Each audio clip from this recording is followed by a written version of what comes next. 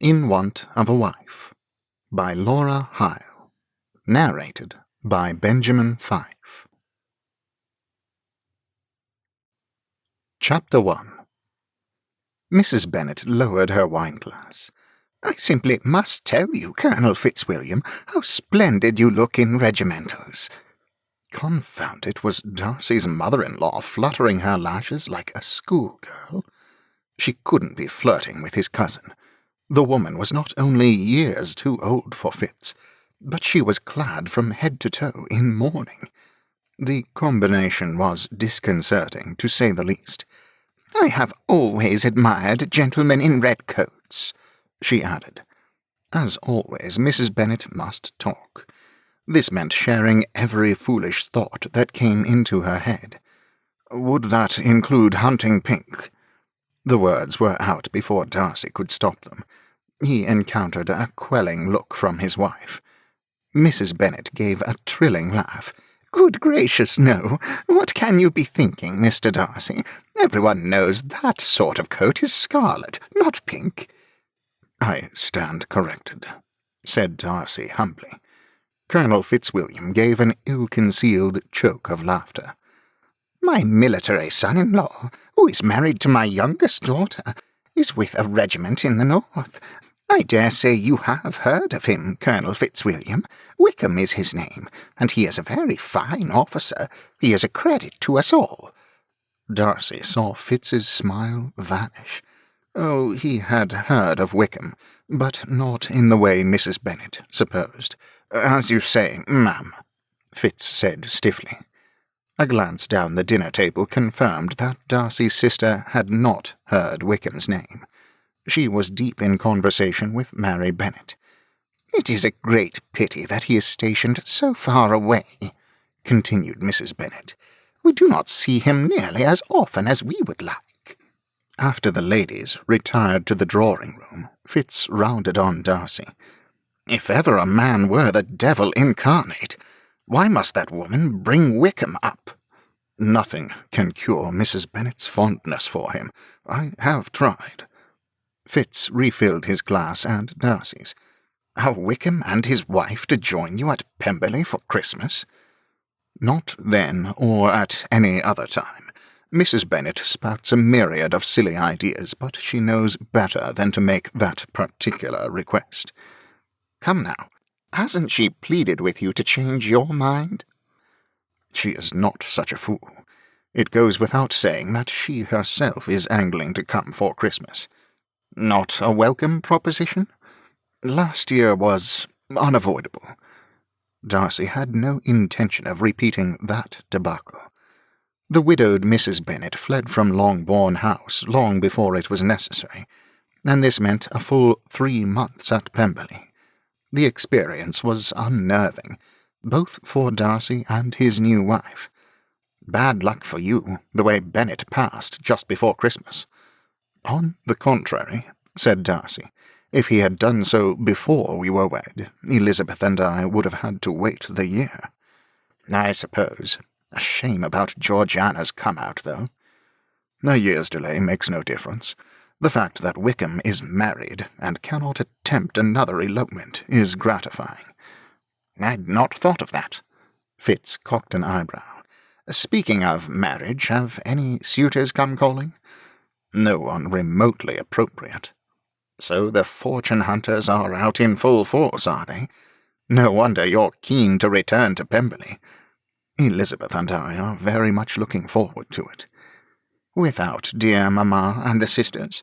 Puts your wife between a rock and a hard place, I expect." "Mrs. Bennet's lodgings in Meryton are comfortable, but in her eyes they are altogether unsatisfactory. We cannot have her in London whenever we are here, which is the dearest wish of her heart." "And yet here they are." "There are only so many polite refusals we can offer." Fitz leaned back in his chair. "The solution is simple, my dear. I marvel that you haven't thought of it." "Pray enlighten me." "Marry her off." Darcy gave a crack of laughter. "Mrs. Bennet! To whom?" Fitz spread his hands.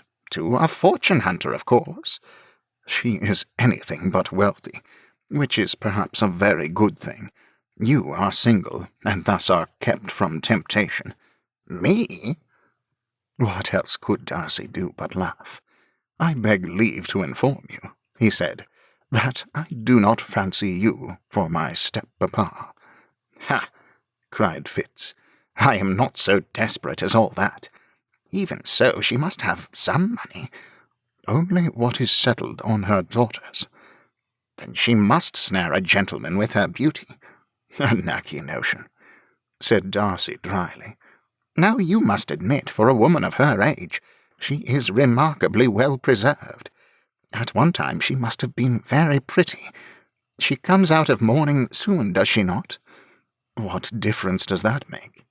Black is not an attractive colour for a woman. Fitz, Mrs. Bennet spends money like water. The reason her daughters have so little is that she ran through every penny of Longbourn's yearly income. Then she must marry a rich man. Darcy quirked an eyebrow. She talks everlastingly. Then you must take care to find one who is deaf. Darcy threw back his head and laughed. For the remainder of that evening it was all he could do to keep from grinning. A husband for Mrs. Bennet. Impossible. Never mind that London was filled with locations of interest to visitors. Elizabeth's mother was caught up with only one sort of outing, shopping. The next morning, while Darcy's sister was busy with her lessons, Mrs. Bennet and her daughters were intent on once more scouring the shops. Elizabeth was apologetic. I'd so like Mamma and my sisters to have something pretty for Christmas. I hope you do not mind the expense, dearest?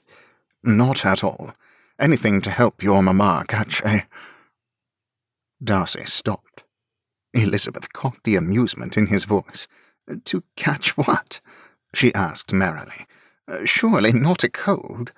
Darcy leaned in. A husband. According to Fitz, that is the solution to all. Elizabeth's musical laughter was a delight. Mamma, Mary, has he any suggestions? Not a one. Poor Mamma, what an idea. Darcy dropped a kiss on Elizabeth's cheek. Shopping shall surely cheer her up. What you spend today is not to come out of your allowance. Is that understood? You are the best of husbands, Fitzwilliam. How do you spend your morning? I am off to my club.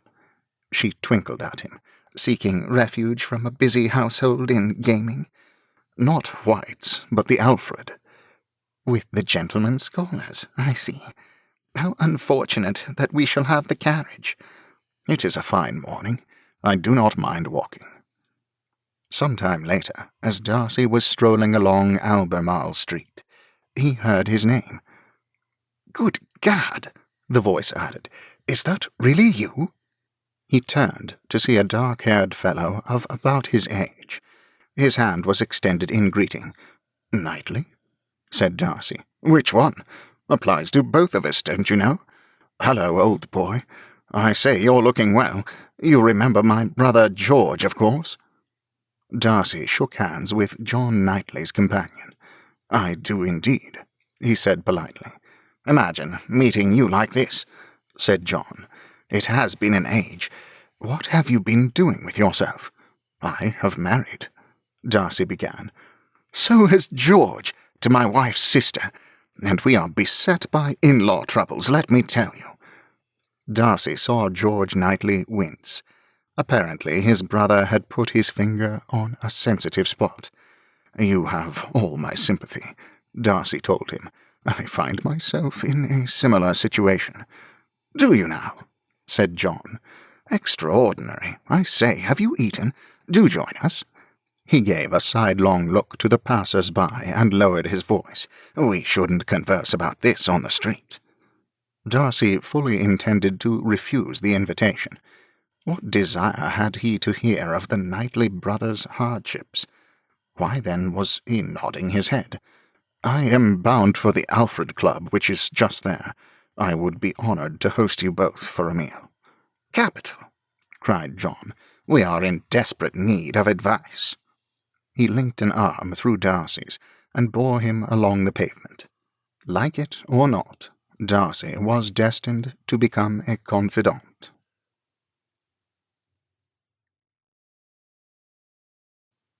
Chapter 2. The sirloin served at the Alfred Club was excellent, and so was the port. A table in a secluded corner was ideal for private conversation. It was amusing to observe the differences in the two brothers. As soon as the plates were cleared away, Darcy signed for the waiter to withdraw. John Knightley brought out a notebook and pencil. "Now then," he said gleefully, "we get down to business." Darcy now remembered that John's profession was the law. "Business," he repeated. "But of course, you are a dab hand at solving our troubles at school. I dare say you can help us with this one." "I trust we do not interrupt your plans for the afternoon," added his brother politely. "Ha! What can be more important than finding a solution to a dashed, awkward crisis?" "It is hardly a crisis, John." "I say that it is. Barring a deadly outbreak of influenza, you are washed aground, brother dear, without recourse of any kind. John, really." John Knightley faced Darcy. "George not only lives with our dear papa-in-law, but he lives in the man's house. Meanwhile, our family estate sits empty. A scandal, isn't it? Donwell Abbey collects cobwebs, while poor George is left high and dry in Highbury." John gave a burst of sardonic laughter. "High and dry in Highbury. That's rather good." His brother did not laugh. "As usual," he said, "you exaggerate. I walk over to Donwell several times a week. I am, after all, magistrate in that parish." John waved this aside. "Our troubles are compounded, Darcy, by the fact that our father-in-law is illness-mad. He's convinced that he's dying of old age or is about to succumb to a wasting disease, brought on by the wrong sort of food or the weather, or being subjected to a foul draught. Does he become sick? No such luck. Woodhouse lives on as healthy as ever. He positively enjoys having everyone dance attendance upon him. To be fair," George pointed out, "he lost his wife when my Emma was little more than an infant.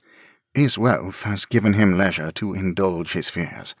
My brother makes him out to be a tyrant, but Mr. Woodhouse is a gentle, kindly soul." "Yes, but he drives everyone to distraction. Any change to his household is pernicious. Worse, he never travels, not even to London." "My father-in-law was the same," said Darcy slowly.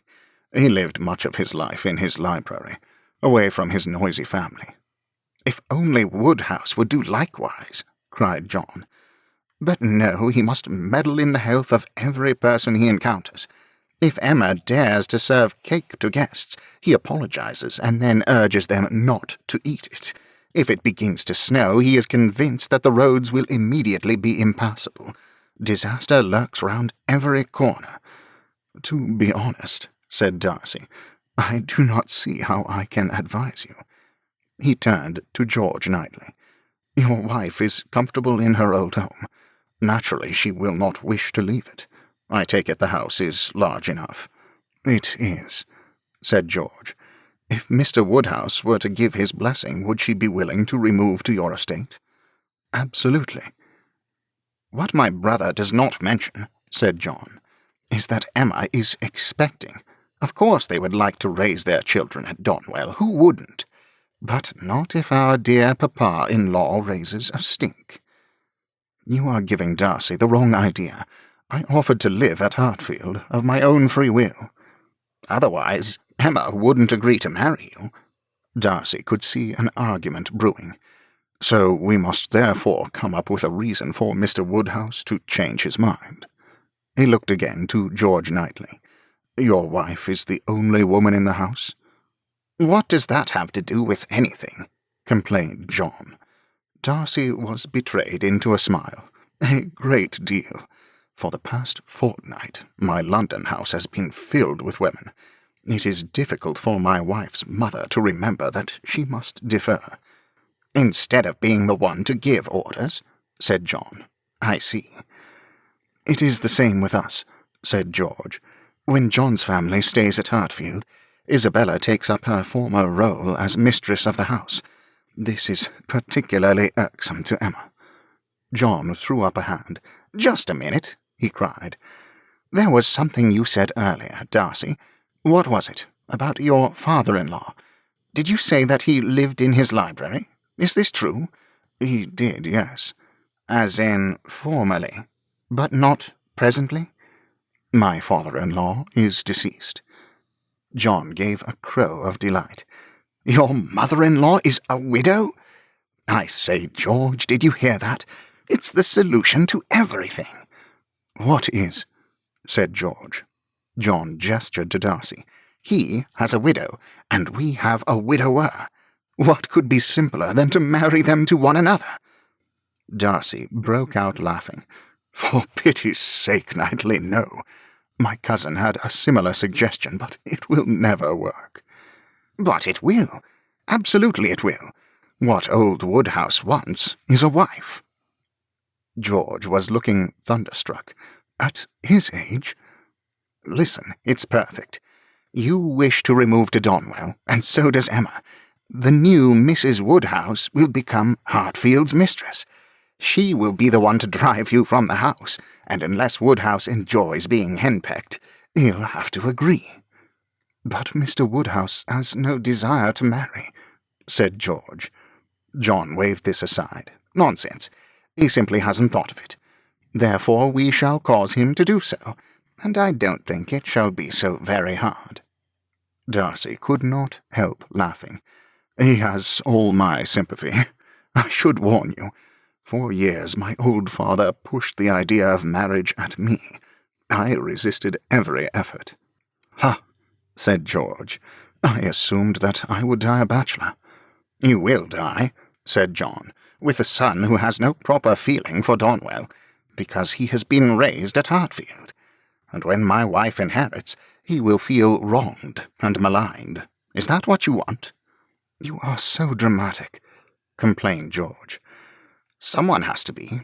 Now then, Darcy, tell us about your widowed mother-in-law. Is she very ugly? Not at all.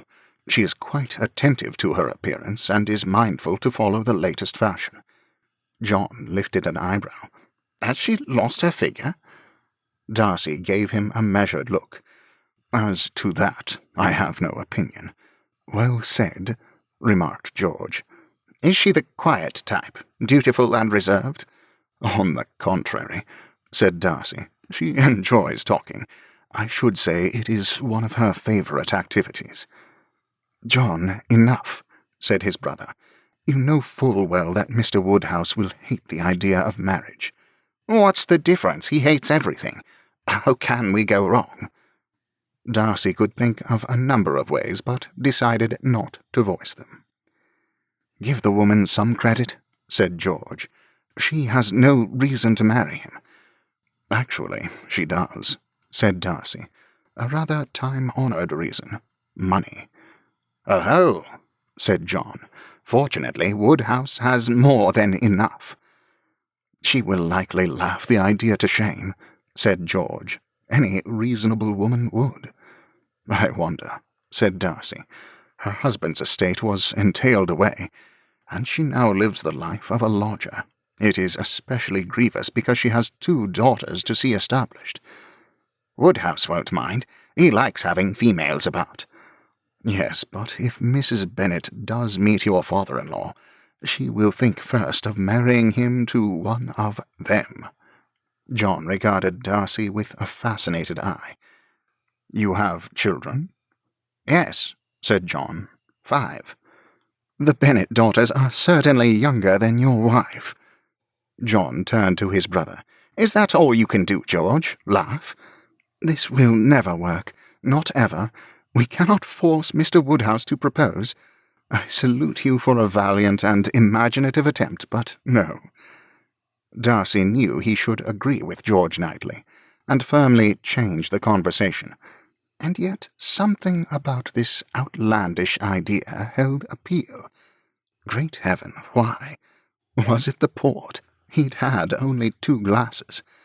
While Mrs. Bennet is a silly woman, Darcy heard himself say, she is certainly good-hearted.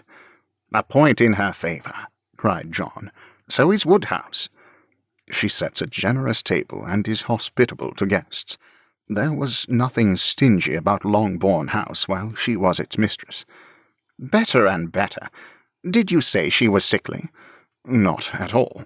She would take precious good care of Mr. Woodhouse's health. But, as your brother says, success is highly unlikely. George Knightley was now contemplating the contents of his wine-glass. And yet, he said slowly, although failure is certain, the 2 should be given the chance to meet. Then we'll know. Ha! You're asking the man who laments the half-mile to Randalls to make a 16-mile journey to London? George did not reply. Suddenly he raised his eyes to meet Darcy's. Join us for Christmas, he said. All of you. Mrs. Bennet, her daughters, your wife, your entire family. Then we'll know.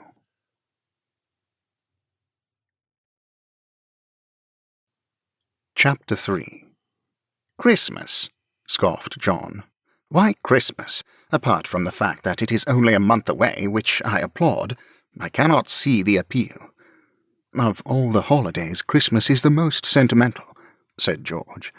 If there is a chance of their hearts softening toward one another, it will happen then. How so? Consider the wonder of the Christmas story.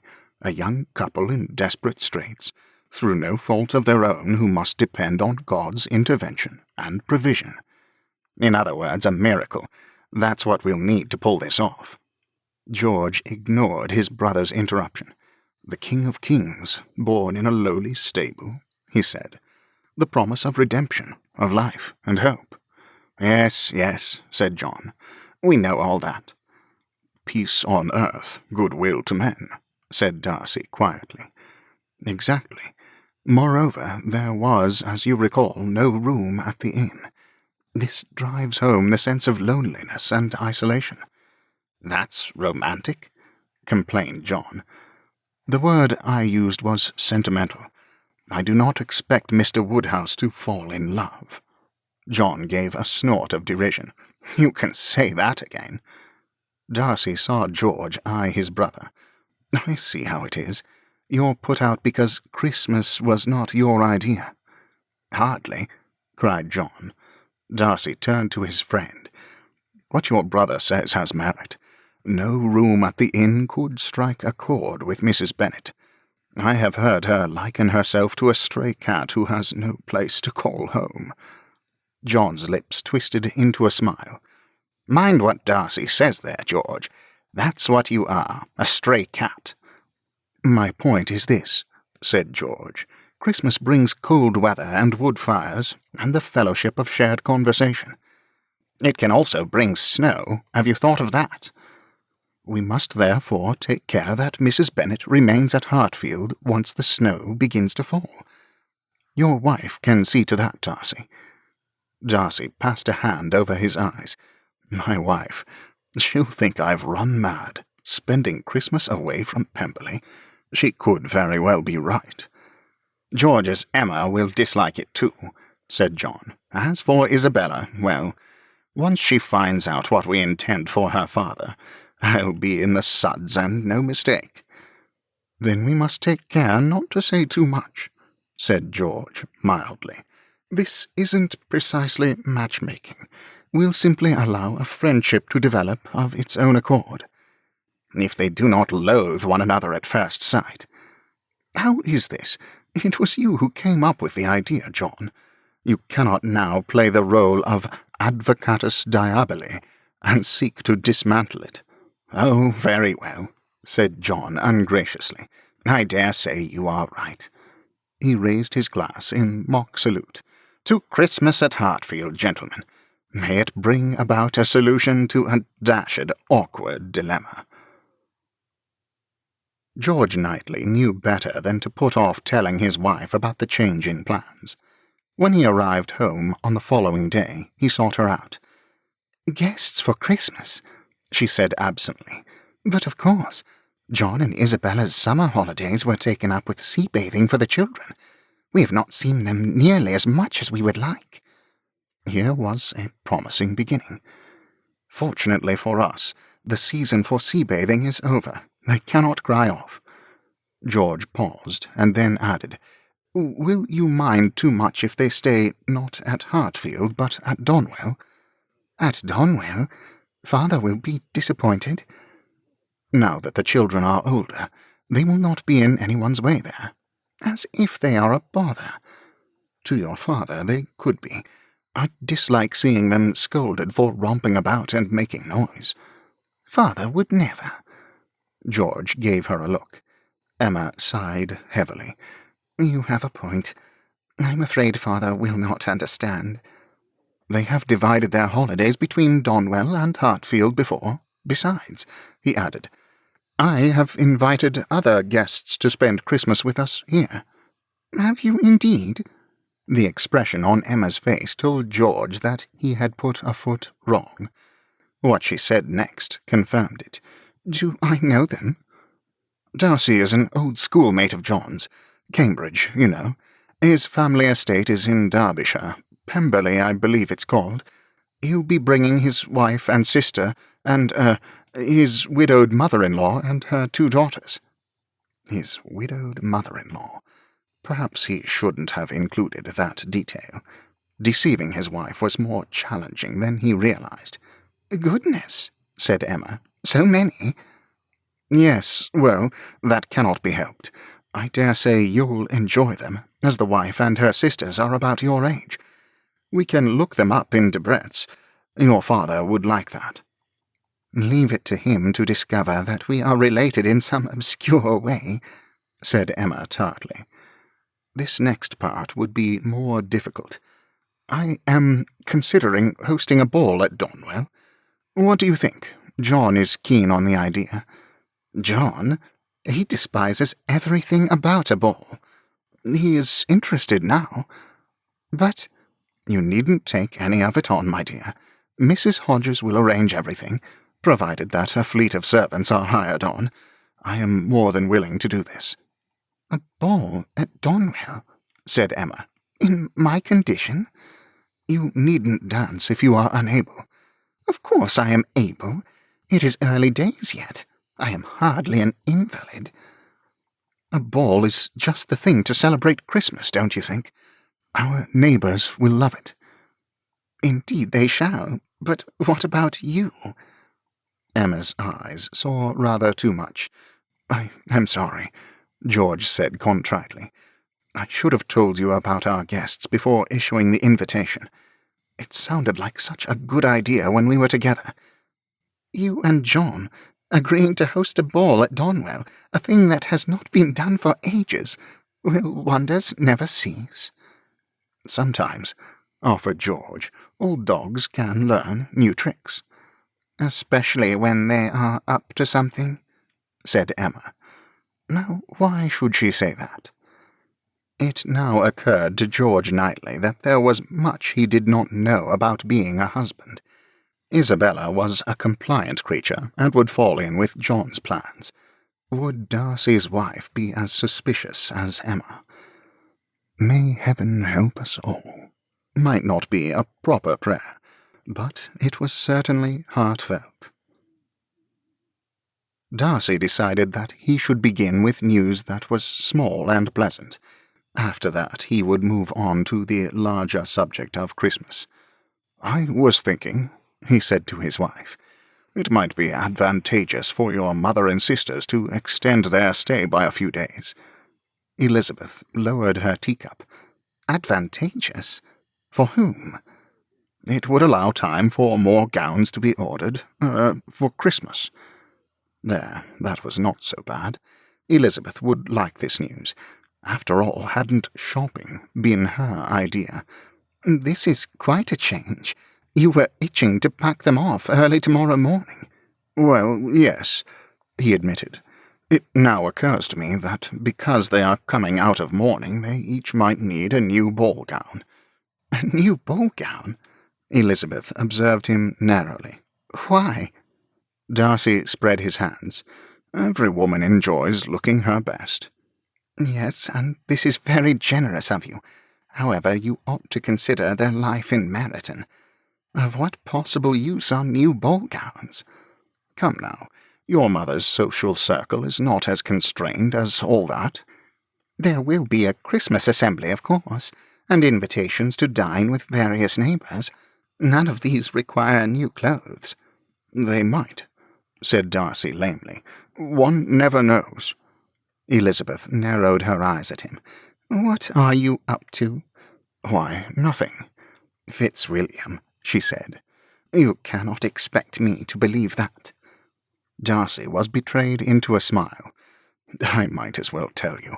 It is useless to hide anything from you, even if it is an agreeable surprise. A surprise? Repeated Elizabeth. We shall be spending Christmas together this year, your family and ours. At Pemberley? But I thought— Not at Pemberley, my love. We have been invited to spend the week in Surrey. Where? Whom do we know in Surrey? A school friend of mine. We were at Cambridge together. Which friend? It is not like you to spend Christmas with strangers, Fitzwilliam.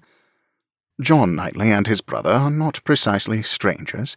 We shall be staying at Hartfield Estate, or perhaps at Donwell Abbey. Donwell Abbey? It is their family estate. George mentioned hosting a Christmas ball there. Elizabeth lowered her voice. Have you said anything to Mamma? Well, no, he said. You are the first. New gowns are definitely in order. I trust there will be no objection. Are there unmarried gentlemen living near Donwell Abbey? I did not inquire, but for your mother's sake I certainly hope there are. There was a pause. Are you planning to match Georgiana with one of the brothers? Darcy nearly laughed aloud. Alas, no, he said, for they are married, to a pair of sisters, as it happens. I dare say you'll like them. Do you? She countered. Darcy had no answer for this. Christmas, said Elizabeth slowly, but not at Pemberley, and shared with people I've never met. You could look them up in Debrett's. I think I shall. As for Pemberley, we'll depart Surrey just after St. Stephen's Day. It is a short distance to London, and once here we'll arrange for your family's return to Meryton. We should arrive at Pemberley well before Epiphany. He paused to smile. I trust this is satisfactory. I'll inform Mamma. She will be delighted. If you should like to visit the shops this afternoon, you are welcome to use the carriage. As charming as you are in half-mourning, my love, I believe you would like something new. Thank you, I would. However, she added, I suspect that you have not told me the whole, Fitzwilliam. There is more to this plan of yours, is there not? Darcy leaned in to kiss her cheek. All in good time, my dear. When he stepped back, he found Elizabeth studying him with disconcerting intensity. Whoever he is, she said slowly, I hope he is worthy of Georgiana. Darcy could not help but laugh. It is nothing like that, truly. Elizabeth did not seem satisfied, but she said nothing more. Darcy breathed a long sigh of relief. He had done his part. This plan of Knightley's had better work.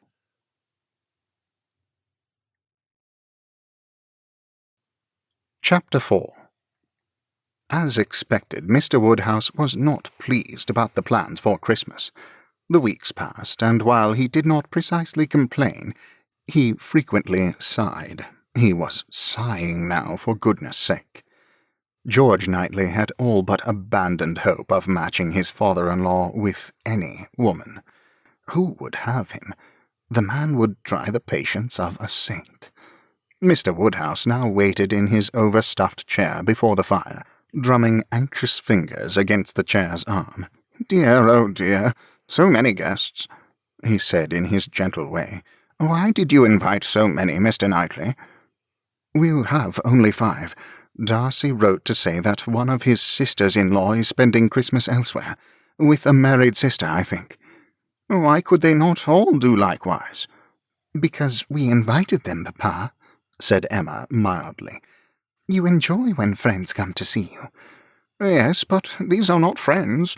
New faces, new names. How shall I remember them all?" "There are not so many." Emma counted on her fingers. "Mrs. Bennet, Miss Mary Bennet, Mr. and Mrs. Darcy, and Miss Georgiana Darcy.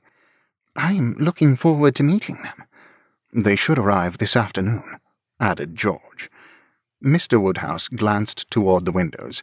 "Is it snowing? The weather is so changeable at this season. Such a distance they must travel. It is so much safer to remain at home."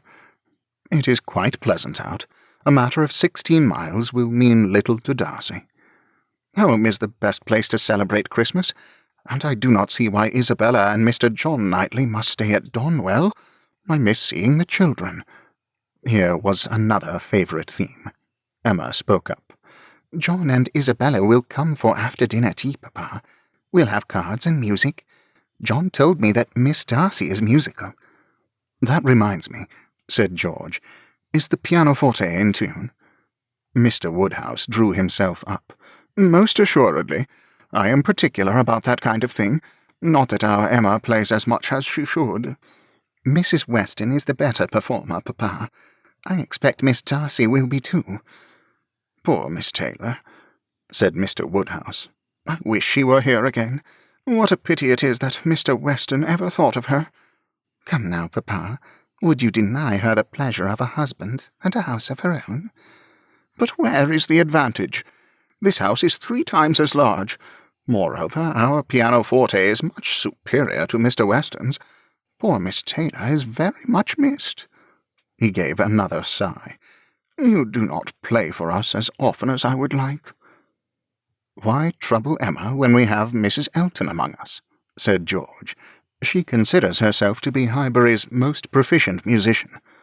Emma broke out laughing.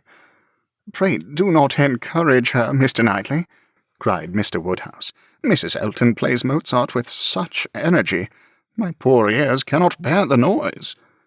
"If Mrs. Elton should come and attempt to play," said Emma gently, "I shall remind her. But you know that she is not one to take a hint." "My dear Emma, we cannot be rude." "Not even for the sake of your ears?" "Not even then." Mr. Woodhouse sighed again. "I am afraid I am sometimes very troublesome." As there was no answering this observation, George hastened to change the subject. "Not only shall we have the ball at Donwell, but also the society of 2 unmarried young women." "The matchmaking mammas will turn out in force," said Emma. "Am I right in thinking that Miss Darcy is an heiress?"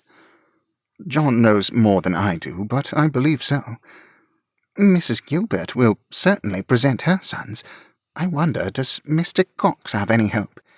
I cannot see an heiress married to a lawyer." "Oh, Emma," said Mr. Woodhouse, "I wish you would not make matches and foretell things, for whatever you say always comes to pass. Pray do not make any more matches." "I have done with all that, Papa. Even so, it will be amusing." "Marriages break up one's family circle grievously. Poor Miss Taylor. I wish she were here again." "Speaking of the family circle—" Emma rose to her feet. She returned with a book. "What were you telling me earlier about the Bennets being related to your mother's side of the family?" She presented Debrett's to her father. Mr. Woodhouse opened it and began turning pages. "So it is, my dear," he said eagerly. "Mr. Knightley, what do you think?" He pointed to a page. George obediently examined the entry. "Distant connection, to be sure," said Mr. Woodhouse, "but it appears that the Bennets are our cousins." "So much for marriage breaking up the family circle," quipped George before he could stop himself. "Your uncle's alliance appears to have added to the family. Our guests are therefore not strangers after all." The village of Highbury was quite picturesque, a fact that did not escape Mrs. Bennet's notice. Tell me again who lives here, Mr. Darcy." "George Knightley and his wife and her father, Mr. Woodhouse." "Mrs. Knightley is the lady of the house?" "She is, but the estate belongs to her father. He is a widower." "A widower. I see." Mrs. Bennet lapsed into silence as they passed through the village. "A lovely location," Darcy heard her say. "Yes, quite charming." She turned to him. "Is the estate entailed away?" "Not to my knowledge, ma'am. I believe John Knightley's wife will inherit." "A fine thing for her, I am sure." Mrs. Bennet looked to Mary, and her lips compressed into a line. "You would wear that old thing?" "Do you mean my gown? What is wrong with it? It is suitable for travel. Furthermore," said Mary, "it is covered by my cloak. No one shall see it. And that bonnet. If Lydia were with us, she should never have allowed you out of the house. So dowdy." "It is not. Besides, who is there to see me?" "Eligible gentlemen are everywhere, and a lady should always be mindful of her appearance. One must make an impression, and as you know, first impressions are just everything. For instance, would Mr. Darcy have noticed our Lizzie if she were not fashionably attired?" As if Darcy had fallen in love with Elizabeth because of her clothes. What outrageous thing would this woman say next? However, Darcy had the good sense to keep his thoughts to himself. "I have no one to impress," said Mary flatly. "Do you not? I wonder." Mrs. Bennet's tone was innocent, but her expression told a different tale. What new idea had found its way into her head? "Mamma," said Elizabeth, "you are not to be making matches for Mary. We have come to celebrate Christmas." "If there are marriageable gentlemen here, does this mean our Mary should keep to the shadows? You are out of mourning, my dear. I suggest you make the most of it. This could be your moment." "My moment for what?" said Mary. The coach made a turn and paused for the opening of the iron sweep gate. Mrs. Bennet pressed against the window in order to see. "Bless me, is this Hartfield?" "I assume so, ma'am," said Darcy. "Why," she cried, "it is very like our own dear Longbourn." And so it was. The Highbury mansion was built of the same mellow red brick, with 3 rows of tall, mullioned windows. White columns and a pediment adorned the entrance. Here was a dignified house for a country gentleman. Great heaven, was Mrs. Bennet blinking back tears? Darcy saw her hunt out a handkerchief, and then blow her nose. "Dear, dear Longbourn, how I miss it." The fact that Hartfield was in better repair than the Bennets' former residence Darcy kept to himself. "The gardens," he observed, "are immaculate." "How right you are! Look there, Mary. I know how fond you are of gardens. Are these not fine?" Mary gave a non-committal response. Mrs. Bennet clicked her tongue. "Mamma," said Elizabeth, "there is nothing to admire at this season." "Oh, be quiet, Lizzie. Anyone can see there is nothing shabby genteel about the grounds. Ned, as you recall, was neglectful of his duties in the garden. It was only through continual reminders that Longbourn was kept up. I wish the Collinses joy of him." Darcy was mindful to conceal a feeling of triumph. She liked Hatfield. That was something. Would it follow that she would learn to admire its owner? "Seeing a gentleman's house," said Mrs. Bennet, "makes a great deal of difference, you know." Elizabeth turned to Darcy with laughing eyes. "It certainly did for me." The arrival of the Darcys was soon followed by that of the Eltons. George Knightley was not taken in, and from the twinkle in Emma's eyes, he knew that neither was she. Mrs. Elton had obviously seen Darcy's coach pass through the village, including the all-important coat of arms emblazoned on its door. What more was needed than to fetch her husband and come running? "Such distinguished guests for Christmas!" she remarked, after she and Mr. Elton were introduced and seated. "Miss Darcy, what a delight it is to have you among us." "Mr. John Knightley has told us that you are musical," added Mr. Woodhouse. A look of apprehension crossed Georgiana Darcy's face. Mr. Woodhouse kindly intervened. "Another time, perhaps," he said. "No doubt you are fatigued from your journey." "Why, you must certainly play for us, Miss Darcy," cried Mrs. Elton. "I hope we shall have many sweet little concerts together during your stay." Miss Darcy was now blushing. That is—" Mrs. Elton waved the girl's objections aside. "I live for music. I simply cannot do without music. It is a necessity of life to me. Mr. Elton knows that I have always been used to a very musical society, both in Bath and at Maple Grove." Mrs. Elton's expression changed. "Speaking of Maple Grove," she turned to her husband, "but a delightful Christmastide is before us. But we cannot stay. We must be off at once. Mr. Elton, I have just now recalled a message that must be sent to my sister. You shall not mind the expense of an express." "But, Mrs. Elton," he protested. She lowered her voice, but George was near enough to hear. "Hervey simply must join us for Christmas." "Hervey?" Mr. Elton whispered back. "Hervey Suckling? What do we want him for?" "We simply cannot allow him to be ensnared by Miss Tupman, so ignoble. It will be much better if he is here with us." George had a sudden curiosity to know more of the ignoble Miss Tupman, but Mrs. Elton did not elaborate. She abruptly rose to her feet, which prompted George and Darcy to do likewise. "We shall certainly arrange a card party at the vicarage," she said. "That is, if Mr. Woodhouse is feeling well enough to join us."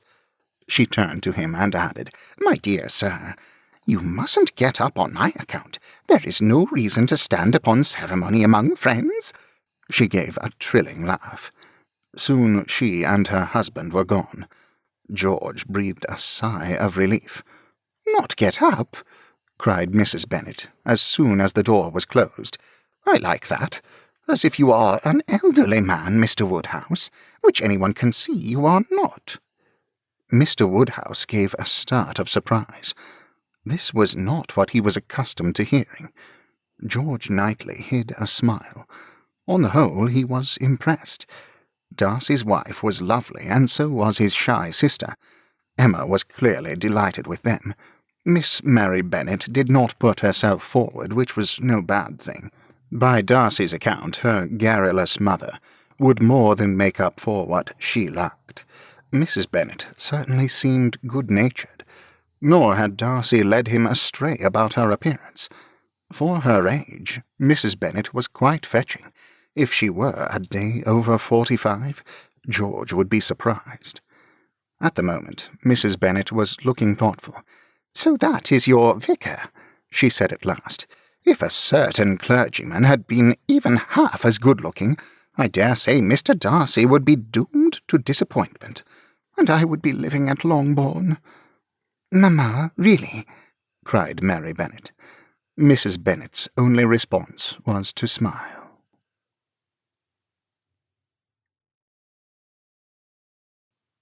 Chapter 5. Mr. Woodhouse seemed fond of society, but his horror of late hours, large dinner parties, and troublesome food surely made hosting guests a challenge. Darcy had never encountered so much concern over matters of health, not even in Mrs. Bennet. At dinner, which was served rather early, Mr. Woodhouse felt obliged to caution his guests. "My dear Mrs. Bennet," he was now saying, "let me propose your venturing on one of these eggs. An egg boiled very soft is not unwholesome. Searle understands boiling an egg better than anybody." This was hardly a conventional topic for dinner conversation. How would Mrs. Bennet respond? Mr. Woodhouse warmed to his subject. "You need not be afraid. They are very small, you see. One of our small eggs will not hurt you." Mrs. Bennet gave him a kindly smile. "Mary, she called down the table. "You must mind what Mr. Woodhouse says and take an egg." Darcy saw Mary sigh, but she reached for the dish of eggs. Obviously, compliance was easier than disputing with her mother. Later, Mr. Woodhouse struck up a conversation with Darcy's sister. "My dear, let Emma help you to a little bit of tart, a very little bit. You need not be afraid of unwholesome preserves here. I do not advise the custard." Georgiana kept her composure, but Darcy could not miss the twinkle in her eye. Even he did not escape the man's gentle solicitude. "What say you to half a glass of wine, Mr. Darcy? A small half-glass put into a tumbler of water?" George Knightley began to protest, but Mr. Woodhouse would not be deterred. "I do not think it could disagree with you, sir," he said. It was all Darcy could do to keep from laughing. He dared not look at George. Thank heaven John was not here. After dinner, Mr. Woodhouse went into the drawing-room with the ladies, leaving Darcy and George Knightley to linger over their port. Before long the door banged open, and John Knightley came in. "Sorry for the delay. Difficult for Isabella to leave the baby, you know. Mother love and all that." John poured out a glass of wine for himself. "This," he announced, "is very welcome. Tea might be the order of the day in the drawing-room, although I dare say it is hard on the digestion, but this puts heart into a man. A small half-glass put into a tumbler of water will not harm you," quipped George. John gaped at his brother. "Did our dear papa say that?" "I'm afraid so. To Darcy." John cast his gaze to the ceiling. "You see how it is. The man is impossible. How did your mother-in-law respond?" "With equanimity." "Did she indeed? Could romance be about to bloom?" It was now Darcy's turn to sigh. "My mother-in-law is seeking a husband for her unmarried daughter, whose fortune is modest. Are there any younger gentlemen available?" "A few," said George. "It depends upon your requirements. As to character, my rector is a good fellow, but Mr. Elton is married." "Thank heaven for that!" cried George. "Donwell is in a different parish, Darcy. George would never have given the living to someone like Elton. How he can sit under the man's smug sermonizing Sunday after Sunday is beyond me." "Yet another motive to remove to Donwell," said George lightly. "At any rate," said John, "I expect the news is all over the village by now, including the fact that your sister is an heiress. Now you'll see the parade." "The Eltons came running," said George. "No doubt Mrs. Elton was desperate to be first." "And then to gloat about it while she condescends to share the news with each of the neighbours," said John. "I see how it is." "Actually," said Darcy, "I would like to know something about Harvey." "Who?" "The brother who has been summoned for Christmas, by express no less." "So you overheard that," said George. "Mrs. Elton's sister is married to a man named Suckling, the owner of Maple Grove." "That place?" scoffed John. "Mrs. Elton crows everlastingly about it, as if it were the Taj Mahal. Suckling's father purchased it and then promptly died, rescuing his progeny from being labelled as what they are, upstarts. They are known to be an old, established family, after living at their precious Maple Grove for a mere handful of years." "You are so crude, John," complained George. "Harvey Suckling must be a younger brother, unmarried, I presume." Something Elizabeth had said came to mind. "I'll stop you there," said Darcy. "Is Mrs. Elton intending to match him with my sister?" "Of course she is," cried John, "plain as a pikestaff. Why else would she suddenly want this fellow to come for Christmas, if not to hob and nob with an heiress? Mrs. Elton's family is nothing to boast of. Her father was a Bristol merchant, for pity's sake.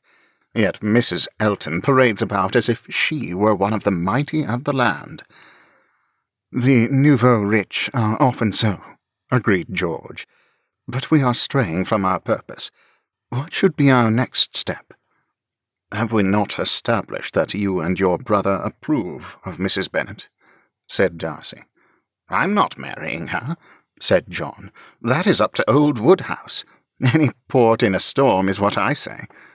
We should cause them to spend time together, said George slowly.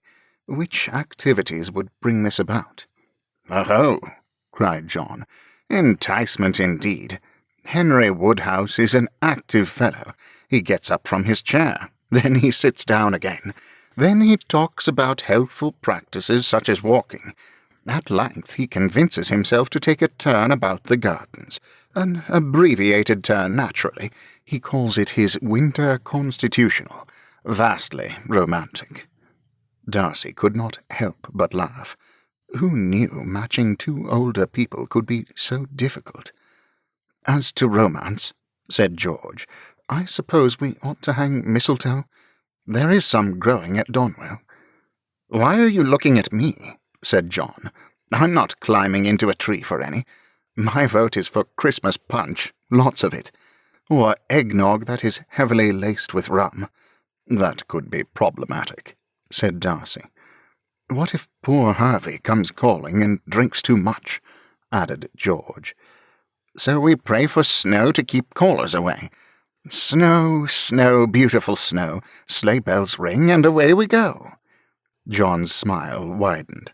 And if we have enough snow, we can take out the sleigh, squeeze Woodhouse and Darcy's mother-in-law into it. Have you a sleigh? Said Darcy. John turned to his brother. Do we? Yes, an ancient one that belonged to our grandfather.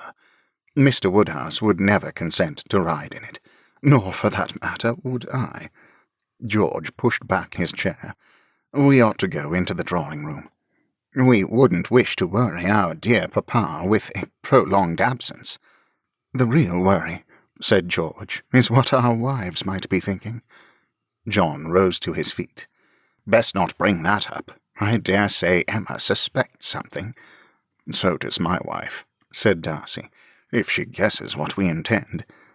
Panic stations, gentlemen, cried John.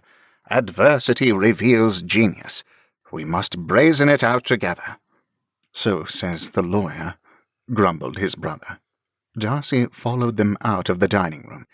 Is that what Horace was? Poet or lawyer, what difference does it make? Said John. Darcy and George Knightley shared a look.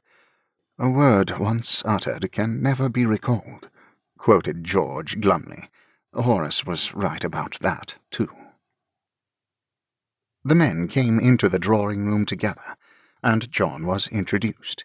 If he paid particular attention to Mrs. Bennet, no one appeared to notice. A footman placed the backgammon table beside Mr. Woodhouse, and Mrs. Bennet smilingly brought forward a chair. Were they about to play together? Darcy exchanged a look with George Knightley. What's all this? He heard John whisper. Mary, called Mrs. Bennet, Mr. Woodhouse would like to play backgammon.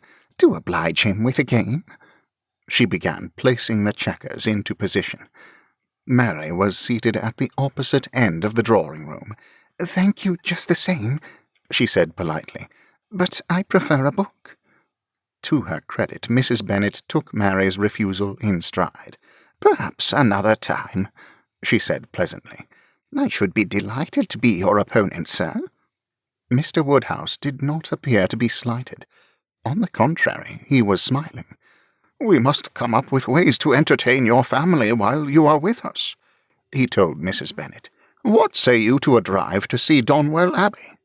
But that's almost a mile, cried John. George Knightley broke out coughing. His brother's mouth snapped shut. Oh, delightful, said Mrs. Bennet. That is, if you consent to come with us, sir. Her smile was unmistakably coy. It has been years since I have visited Donwell, said Mr. Woodhouse. Not so very many years, surely. You speak as if you are an old man. Anyone can see that you are not. Mrs. Bennet had said something like this before, with pleasing results. Old Mr. Woodhouse was not immune to flattery. Do you know, he said suddenly, I think I might. The distance is not so very great. It would give me an additional opportunity to see the children, provided, of course, that it does not snow. That would be simply lovely. My goodness, said Emma Knightley. A drive to Donwell. This is a surprise. Was it Darcy's imagination, or did she exchange a look with Elizabeth? He glanced quickly away, but not, perhaps, quickly enough.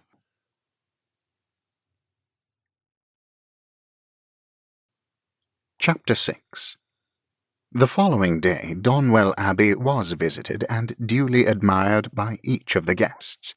Emma looked about with longing eyes, but it was Mrs. Bennet who displayed the most interest. Her excitement for the coming ball was palpable. Apparently she had ordered a new gown, and was anticipating its delivery from London. "To think this wonderful mansion is yours, Mr. Knightley," she said again and again. How could George reply to this? Fortunately, Mrs. Bennet continued talking.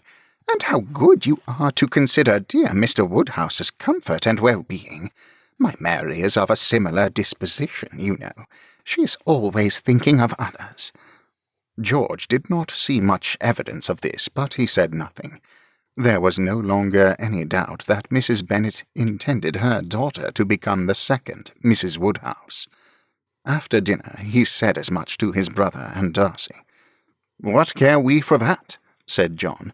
"For our purposes one wife is as good as another."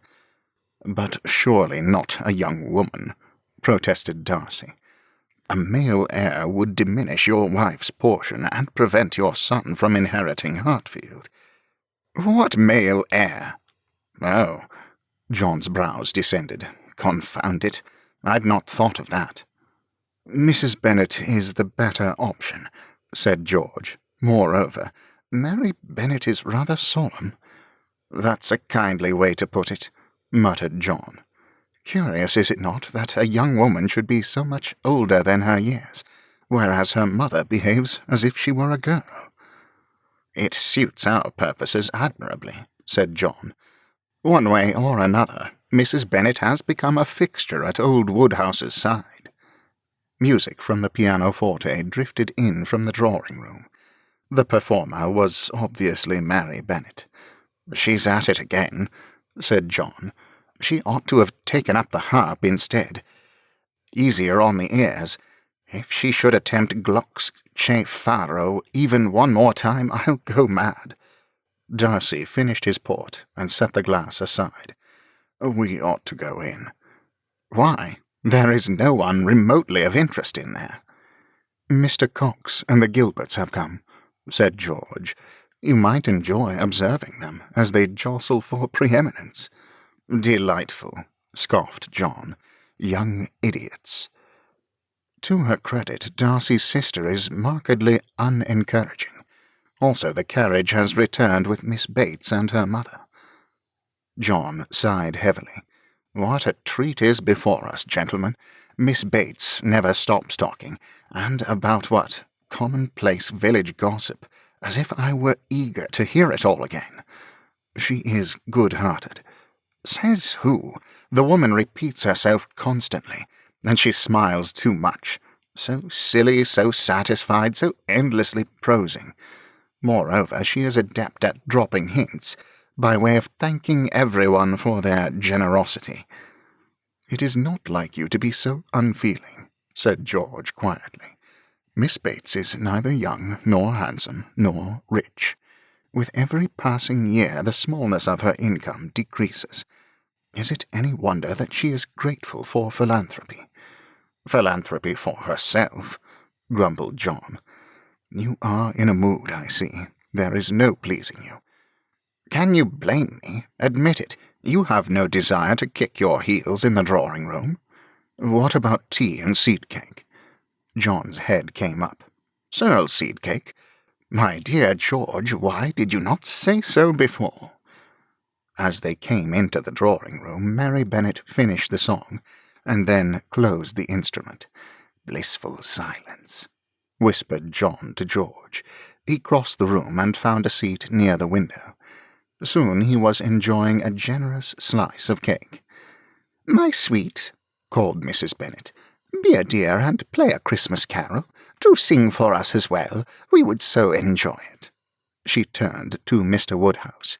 "What say you to While Shepherds Watched?" George saw Mary Bennet purse up her lips, but she opened the music book and then propped it on the rack. Her singing voice was reedy and thin. Did her mother think to impress Mr. Woodhouse with such a performance? Presently, Miss Bennet had trouble with the turning of a page, and the book closed of its own accord. She gave a cry. Her playing faltered. The silence was instantly filled by Miss Bates. "My dear Mr. Woodhouse," she cried, "what an excellent carriage you have, and how clever is the use of a sheepskin! I should never have thought of such a thing, but you are so clever, sir." George drew a long breath. Miss Bates did smile rather too much, and tonight her voice held a shrill note. Why was this? "It is impossible to feel cold with such precautions," she went on. "One is so fenced and so guarded from the weather that not a breath of air could reach us." She gave an awkward laugh. "It is a very cold evening, but in your carriage, sir, we knew nothing of the matter." By this time John had finished his cake. He rose to his feet and strolled across the room to join George. Meanwhile, there was a quiet commotion at the pianoforte. "How difficult it is to play while singing," said Miss Darcy. "I am never able to do it. Please allow me to accompany you." Mary Bennet gave her a grateful look, and made room on the bench. Miss Darcy spread her fingers over the keys, competently played the opening measures, and then paused. "Since it is Christmas," she said in her gentle way, "I suggest that we sing together, all of us." George felt his brows go up. An adroit rescue and a kindly one. Mr. Cox and the Gilbert brothers jumped to their feet and crowded round the pianoforte.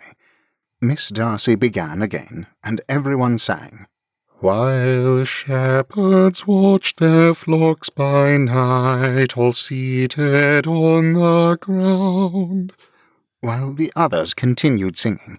George gave his brother a dig to the ribs. "What?" whispered John. "While shepherds washed their socks by night. Really, John, didn't they? You are as bad as your young sons." John merely laughed and resumed singing. Presently the carol was finished. "What a fitting way to welcome the season!" cried Mr. Woodhouse. He turned to Mrs. Bennet. "And how tired you must be after such an eventful day." George heard his brother give a snort. Mrs. Bennet's eyes sparkled, and her girlish smile was bright. She looked anything but tired. "You must go to bed early, my dear Mrs. Bennet," said Mr. Woodhouse. "I recommend to you a little gruel before you go. You and I will have a nice basin of gruel together.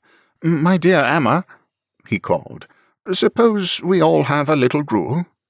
"I'll gladly partake," cried Miss Bates, "and dear mamma as well." "And Mary too," said Mrs. Bennet. "Come, my dear," she called, "a nice basin of gruel will do you good." Mary Bennet's expression was laughable, but she consented. Whether she would drink any was another matter. The true marvel, however, was how instantly Miss Bates was persuaded. She had never taken gruel before. Why now? After the guests departed, and the drawing-room was empty, Emma took him to task. "How could you? Poor Miss Bates!" George leaned against the mantelpiece. "Is she ill?" he said mildly. "I observed nothing out of the ordinary." "How is that possible? You, who are one of her oldest friends. Did you not see how jealous she was?" "Jealous of whom?" "The Bennets, of course. How could you invite them here? The Darcys are wonderful. They shall always be my friends, but Mrs. Bennet, George, she does nothing but flatter, and it has put Miss Bates in a quake of anxiety." "I am sorry," said George. "Is Mrs. Bennet so very bad?" "Of course my father is taken in. continued Emma. "Any man would be." "Is he? My dear, it is not as if Mrs. Bennet is a beauty. That shows how much you know. She certainly is, and she is cheerful and talks with enthusiasm on the subjects that Papa prefers. He is charmed." "Surely not." Emma brought her hands to her hips. "But he is. He told me so himself." George felt a surge of hope. As tempting as it was to confide in Emma, he knew this was not the time. "Darcy tells me her greatest concern is finding a husband for Miss Bennet." "She is very welcome to Mr. Cox, although can you not see that he has eyes only for Miss Darcy?" "And her fortune." "Georgiana is the dearest girl. Any gentleman would be delighted to marry her." George put his arms around Emma and drew her close. "Not me. There is only one woman for me." Emma pressed herself against his chest and gave a great sigh. "Do you suppose Mrs. Bennet expects Mary to marry my father?" "She might," said George fondly, "but I expect it will not happen. Mary Bennet scarcely speaks to him." "She is unfailingly polite." "Yes, but a mother cannot compel a daughter to like someone, let alone marry him. Do not forget that your father must propose." "I should hope not. Why would he think of such a thing?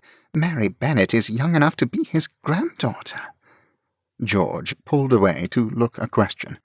"In theory, anyway," Emma amended. "Perhaps Mr. Cox will come up to scratch." "Who would wish to marry him?" George shrugged. "Miss Bennet might. You never know." "If only she were not placed alongside an heiress, who is not only beautiful but also extremely kind and talented." George could not hold back a smile. "Did you see Mrs. Elton's face when she called this morning, and heard Miss Darcy play?" Emma's dimples appeared. "There was nothing like it. Georgiana is the much better performer, and yet she gives herself no airs." "Curious, is it not?" For the moment Emma appeared mollified. George gave a sigh of relief. His old father was right. A gentle answer did turn away wrath, especially when it came to dealing with women. Meanwhile, in a deserted passageway upstairs, Darcy was encountering a little trouble of his own. "Fitzwilliam, how could you?" whispered his wife. He was mindful to keep a gentle smile in place. "I beg pardon?" "How could you encourage a creature like Mr. Cox to dangle after Georgiana?" "Is that what he was doing? Making a fool of himself is what I would call it." "He is what you would call a money-grubbing cit."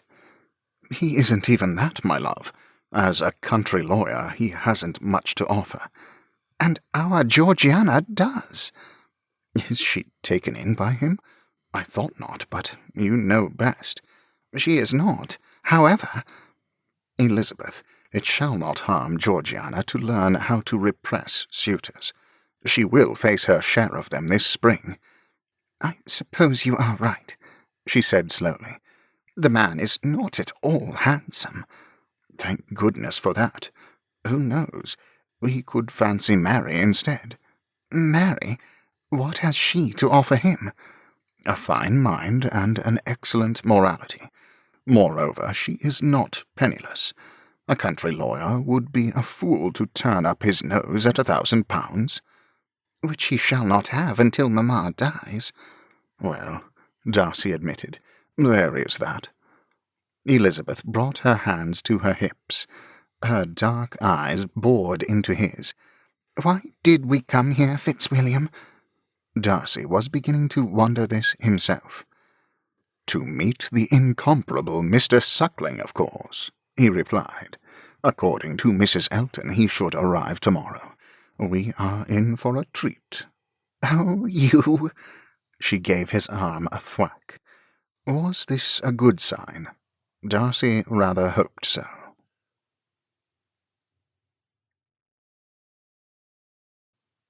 Chapter 7. The next morning John rode over from Donwell. Darcy saw him cross the drawing-room to speak with his brother. At length they joined the others. "I have come," said John, "to invite the ladies to Donwell today in order to talk over the arrangements for the ball. Mrs. Bennet," he added, "would you oblige us and remain behind with Mr. Woodhouse?" "I should be delighted," said she.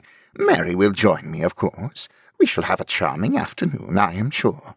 "Actually," said John, "Miss Bennet is needed to choose the dancing music." "Nonsense. The musicians will do all that. They know which tunes are the most popular." "Please, mamma," said Mary, "I would very much like to go to Donwell with Elizabeth and Georgiana and Emma." "For that matter, so would I," said Mrs. Bennet tartly. "However—" George Knightley intervened. "To be frank, ma'am, we men are in need of your protection. You see, Mrs. Elton has promised to call." Darcy broke out coughing to cover a laugh. "You are the most experienced hostess among us," George added gravely. "Are you able to prevent her from playing the pianoforte?" faltered Mr. Woodhouse. "Mrs. Elton will do it, and with such energy. The noise is almost unbearable." "Upon my word, she insists on playing, even when you request otherwise." "Mrs. Elton is not one to take a hint," said Emma Knightley. "And we cannot be rude," added her father. "Of course you cannot. You are kindness itself, Mr. Woodhouse." "As you can see, we quite rely on you, ma'am," said John. "I expect you are a dab hand at depressing pretension." "I am well up to the task, Mr. Knightley. However, Mary is needed here." Darcy now joined the conversation. "This is an excellent opportunity for Mary to further her friendship with the Knightley women. Do you not agree?" To her credit, Mrs. Bennet did not immediately dismiss Darcy's suggestion. At length she said, "Very well, Mary may go. It is no trouble to spend the day with Mr. Woodhouse. He is the kindest of men." "I am glad to hear you say so," said Emma Knightley. "Oh, my dear, it is very true. I have most unfortunately been accustomed to a sharp wit and merciless teasing. How my nerves have suffered! But here at Hartfield, my nerves have not plagued me at all. It is a wonder." Darcy could not help but notice Elizabeth's astonishment.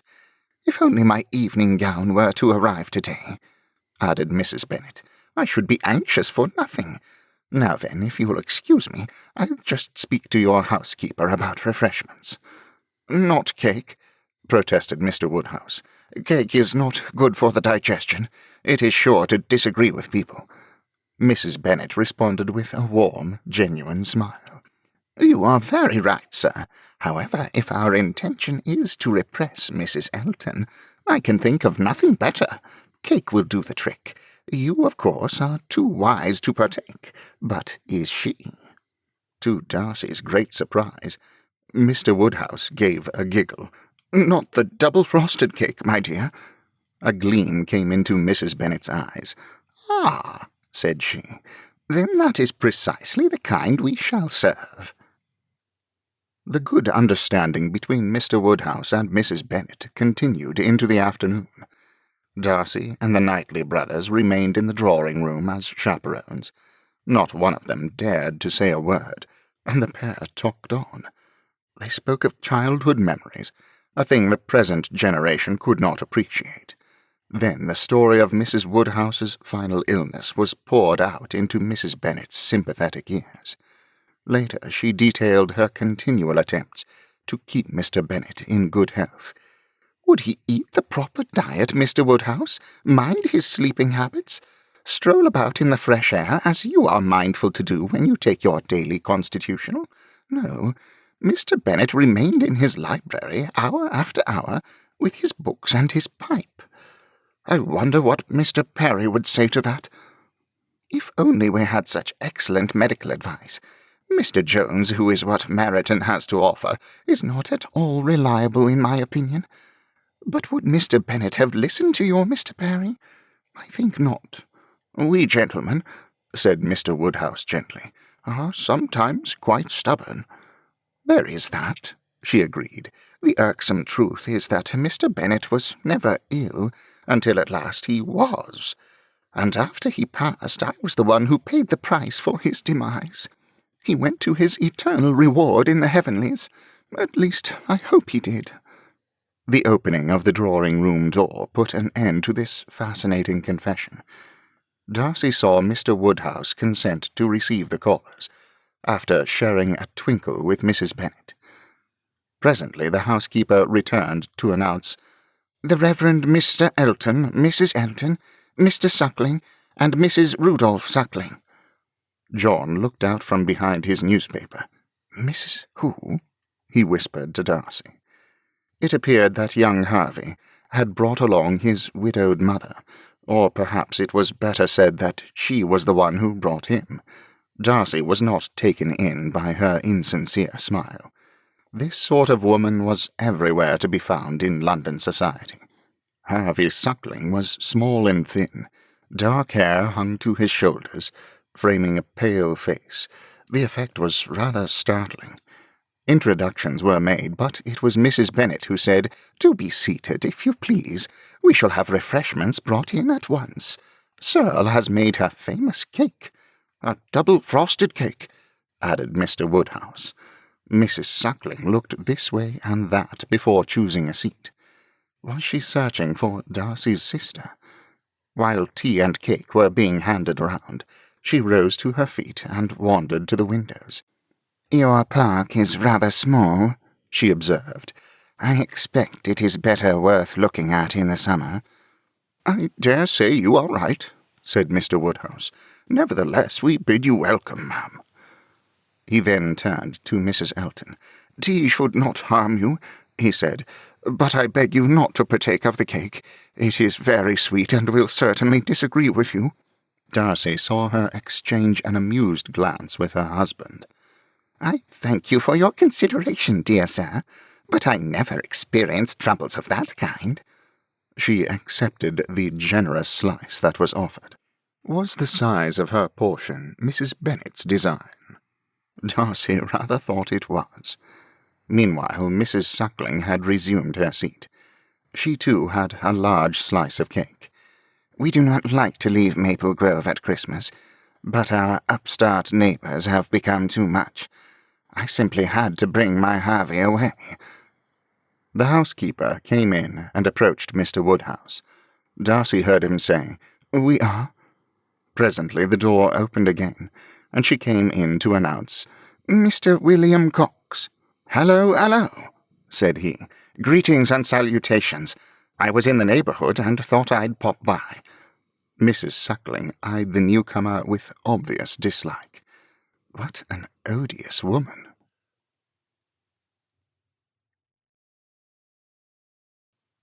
Chapter 8. If William Cox was disappointed to find Darcy's sister absent, he was wise enough to conceal it. The Sucklings were introduced. As Mr. Cox found a seat and received his serving of cake, Darcy saw Mrs. Elton whisper something to Mrs. Suckling. "And so," said she primly, "you are Highbury's lawyer?" Mr. Cox made a little bow. "I am, ma'am," he said cheerfully. "We younger sons must make our way in the world." "Most unfortunately," grumbled Harvey, around a mouthful of cake. Mrs. Suckling gave her son a quelling look. "A career in the army is what we had planned for our Harvey. His brother is eager to purchase a pair of colours. Quite an expensive undertaking, I must say. £1,000 all told." "Mamma," he protested, "what do I want with the army? I am an educated man." Mrs. Suckling gave an impatient huff. "My son has an inclination for artistic endeavours." His chin came up. "I am a poet." She waved this aside. "As a second choice, we would like a position for him in one of the embassies, as secretary to a great man." John spoke up. "I am an attorney, ma'am. Perhaps we have an opening in our London offices." Mrs. Suckling's upper lip curled. "Our Harvey is worthy of a better opportunity than that." Not unnaturally, John took umbrage. An inexperienced chap, secretary to a great man. I'd like to know who would take him on. No one that I know. Yes, but you are only a lawyer. My eldest son and I do not look with favour upon a career in the law. Nor should I, cried Hervey. Oh ho, said Mr. Cox. Everybody hates lawyers until they need one. Mr. John Knightley's being a lawyer is inconvenient, said Mr. Woodhouse. I have nothing against lawyers, but he is not free to come to Hartfield as often as we should like. Mrs. Suckling pursed her lips. Having dismissed the servants, Mrs. Bennet now caught the drift of the conversation, and with it Mrs. Suckling's contempt. And what is so wrong with lawyers, I should like to know? Hear, hear, muttered the irrepressible John. It is a respectable profession for a gentleman. My own father was an attorney. The man had not been a gentleman, but Darcy was not about to argue with Mrs. Bennet. Mrs. Suckling gave her a withering look. It is indeed a pity that the women of the house are out. I came especially to be introduced to them. I have been meeting the inhabitants of your little village. Just today we encountered Miss Bates. Our resident philanthropist, quipped John. Is that so? She is very odd in her appearance, to be sure, said Mrs. Suckling. Is she an abolitionist? Honestly, these crusading women care nothing for what they wear. Miss Bates? Cried William Cox. Are you kidding me? I dare say she is a Methodist, said Mrs. Suckling. She was noisy enough to be one, always talking. Such enthusiasms are disagreeable to those in polite society. Mr. Cox would not be silenced. Miss Bates, a Methodist? Her father was our vicar, who obviously had evangelical leanings as he produced such a daughter. Mrs. Elton was looking rather harassed. My dear Knightley, she said to George, I have a favour to ask. Would you be so kind as to invite our guests to your lovely Christmas ball? They would very much enjoy it. Darcy saw George give a very slight bow. But, of course, he said politely, it would be our pleasure. Mrs. Elton then rose to her feet, and the Sucklings did likewise. Having received what she came for, Mrs. Elton's business at Hartfield was finished. And so, too, Darcy noted, was their cake. When the drawing-room door closed behind them, John gave a huff of relief. What a mountebank! Darcy burst out laughing. He could not help it. Mr. Woodhouse turned to John in wonder. What do you mean? A bogey to frighten children, that's what Mrs. Suckling is, all huff and swagger. Who made her the queen? She took that office for herself, apparently, said George. And now you have invited her to our ball. Famous. I do not see how I could avoid it. It does not matter. She'll look down her nose at all of us, and then return to Maple Grove and boast to her upstart neighbours about attending a ball at Donwell Abbey. I'd like to see her dance. Then I suggest you ask her, said George lightly. Me give countenance to that top-lofty creature? Never. Still talking, John and George went out. Darcy went looking for his book. He sank into an overstuffed chair with a sigh of pleasure. Mrs. Bennet and Mr. Woodhouse sat together before the fire. What do you mean you do not dance? Darcy heard her say. He peeked over the top of his book.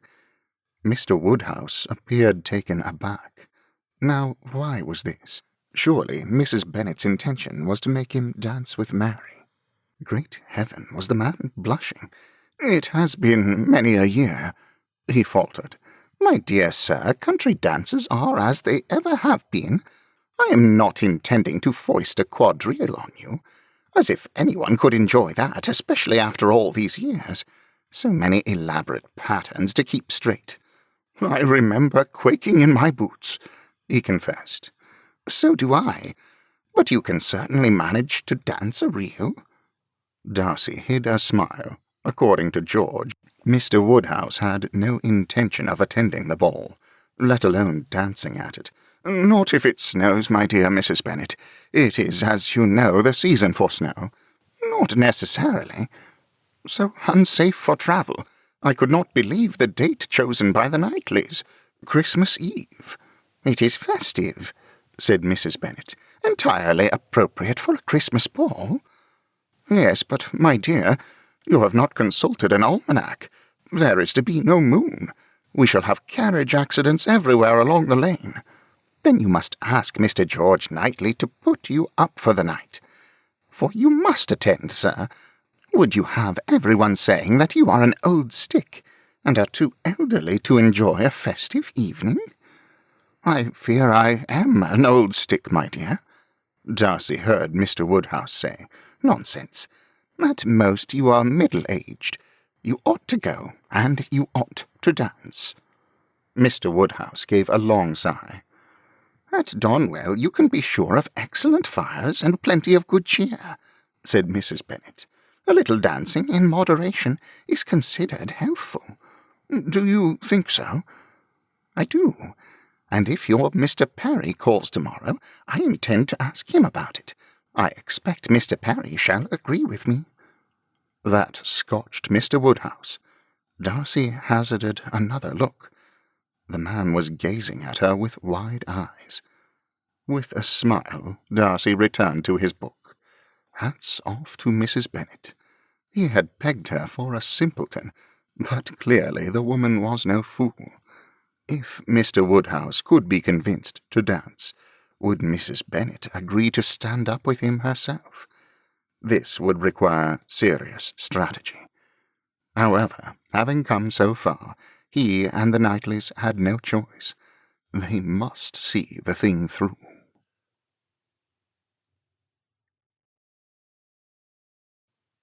Chapter 9. George Knightley came into the bedchamber and cast his coat over the back of a chair. How was your day at Donwell, my love? Enlightening, to say the least. There was no mistaking the edge in Emma's voice. Here was danger. Is the house not being run well? He said mildly. Are there things about the ball that need my attention? Emma faced him fully. What have you been up to, George? He unfastened his neckcloth and sent it to join the coat. Why, nothing. Mrs. Elton brought the sucklings today, but you already know that. Nothing. I do not believe that for 1 minute. It is laughably obvious that you have a scheme in mind, you and John. George worked to preserve an innocent face. Why do you say that? Mary and her mother were to act as my father's protectors. Mrs. Bennet did a capital job in fending off the formidable Mrs. Suckling, as John would say. Do not be obtuse. You know exactly what I mean. Your plan was to have Mary and my father spend time alone together. Not alone, Emma, never that. I must say it was a novel experience, acting as chaperone. Now, why had he said this? Emma's chin came up. When I think, she cried, of how you lectured me about the evils of matchmaking, and now you are doing it yourself. There was no sense in denying it. So you've cottoned on to that? Of course I have. It would be impossible not to. George sat on the edge of the bed. It is not matchmaking in the classical sense, not as a romance novel would portray it. We've planned no compromising situations to force a marriage, or anything like that. So you admit that you have planned, my poor father. I think he is rather enjoying himself. They have much in common, more than we knew. Papa and Mary Bennet, they have nothing in common. She is much too young. George choked back a laugh. Oh, I agree. Darcy and I had a different match in mind. And John, he is in on this too. Well, yes. A marriage alliance was his idea in the first place. Why am I not surprised? If it is not Mary Bennet, then it must be Miss Bates. Actually, said George. Emma went on talking. She is unfailingly kind, but no, Miss Bates would never do. Right again. If it isn't Miss Bates, then... Good gracious, you cannot mean Mrs. Bennet. Was that why she remained behind today? Elizabeth thinks so, but I could not agree. The idea! There is always Mrs. Suckling, George pointed out. She, too, is a widow. Oh, cried Emma, from what you have told me, I marvel that you can jest about such a thing. Wait until you meet her. She's worse. Emma took a turn about the room. It is not worth fretting about, he said. 10 to 1 it will not work. I said as much to Darcy. She whirled to face him. Elizabeth told me that her husband was behaving suspiciously, and I knew that you were. I had no idea you could be so conniving. George got to his feet and moved to take Emma's hands.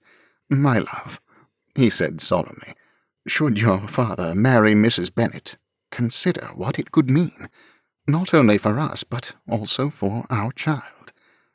That we might live at Donwell? Is that what this is about? I cannot abandon my father to a miserable fate. Will it be miserable? Observe your father and Mrs. Bennet together. She is a pleasant companion. Ask yourself whether your father will be well looked after. I cannot see that at all. I would rather have Miss Bates, but the idea is too awful. Poor Miss Bates should be lost as mistress here. Consider, for years Mrs. Bennet has run a household of similar size. She likens Hartfield to her former home at Longbourn. Yes, but... Furthermore, she would guard your father's health even more devotedly than he does. No one can do so more than I. That is very true, said George, and yet Mrs. Bennet will have a vested interest. When he passes, she will be sent packing. As if John and Isabella would do such a thing. She does not know that. So we take advantage of her fears. George, that is dreadful. Is it? Consider the outcome. If your father were content to marry again, would you be happy to live at Donwell? Emma's voice dropped to a whisper. You know I would. Well then, perhaps it is time to abandon working at cross purposes. The first obstacle, which I dare say could be insurmountable, will be to convince Mrs. Bennet that she should be the future mistress of Hartfield, instead of Mary. She is rather blind to that. I wonder why. Darcy claims it is habit. She has dedicated her life to marrying off her daughters. By comparison, everything else is unimportant. Emma gave a great sigh. Papa will never marry to please himself. He will not even think of it. Then perhaps he will marry to please Mrs. Bennet, to rescue her from what he considers to be an unhappy future. He saw Emma smile slightly. A good sign. You and your chivalry, she said. Did you marry me for a similar reason? I married you to please myself. However, I did agree to live here in order to please you and your father. This match could take years to accomplish, and we have only days. All is not lost. According to Darcy, Mrs. Bennet has convinced your father to attend our ball. George, she hasn't. Indeed she has, and also to dance a reel. Papa, dance? I cannot believe it. Mind, she wants him to dance with Mary. Perhaps you and Elizabeth can come up with a way to change her mind. The 3 of us have reached an impasse. That is hardly a surprise, given the outrageous nature of your plan. This is why we need you, the more intrepid matchmakers, to take the lead. If your plan did not involve Donwell, I wouldn't. Nor would I. Your father is not as indifferent to Mrs. Bennet as he pretends. Observe him closely, and you'll see what I mean. You are right, she is quite pretty. As if that matters. But it does. Your father would hardly be a man if it did not. In his own bedchamber, Darcy was soldiering through a similar confrontation with his wife. Mamma, marry Mr. Woodhouse, and you planned this. I cannot take all the credit, he said modestly, but yes. You know it is Mary whom Mamma thinks and plans for, not herself. I expect the idea has never occurred to her. Then we must suggest it. Fitzwilliam, how? You know how stubborn Mamma can be. Elizabeth gave a sharp sigh. I knew you were up to something. I was a fool to think I could hide anything from you. Mary will not do for Mr. Woodhouse. She is much too young. But Mamma will never see it. All she sees is his fine estate and generous income. What do you think of arranging a different match for Mary? Elizabeth wrinkled her nose. With whom? You suggested William Cox. The lawyer? Fitzwilliam, I was teasing. The man has eyes only for your sister. Everyone does. Until you rescued me from bachelorhood, I faced the same dilemma. This brought a smile. That, sir, is a poor excuse for snubbing us all. It is, rather. Perhaps you and Emma Knightley can put your oar in, so to speak. To do what, pray? Promote Mr. Cox. Encourage Mary to converse with him. As if that will cause him to propose. An interest would be enough. Recall how your mother responded when your cousin wished to court Jane. Mr. Collins, do you mean? How is he helpful? Your mother prevented him from pursuing Jane because Charles Bingley had an interest in her. Elizabeth lapsed into thought. I see what you mean, she said at last. A hint of interest might be enough to dissuade Mamma. You do realize that if we were staying longer, she would send for Kitty. Darcy laughed. There is that. Mr. Woodhouse is a kindly old fellow. He is a pleasant companion and merely acts the part of an invalid. Your mother would be happy here. Elizabeth sighed heavily. She would, indeed. This house and grounds are exactly what she likes. Are we forgiven, then, for trying? Elizabeth's dimples appeared. I hate to admit it, but the match does make sense. Do you think Mr. Woodhouse can be brought to propose? That, said Darcy, is a long shot. Then again, the entire project is. I'll speak with Emma tomorrow. You are right, it is high time we put our hand in. The three of you shall never accomplish this on your own. Yes, dear, said Darcy humbly.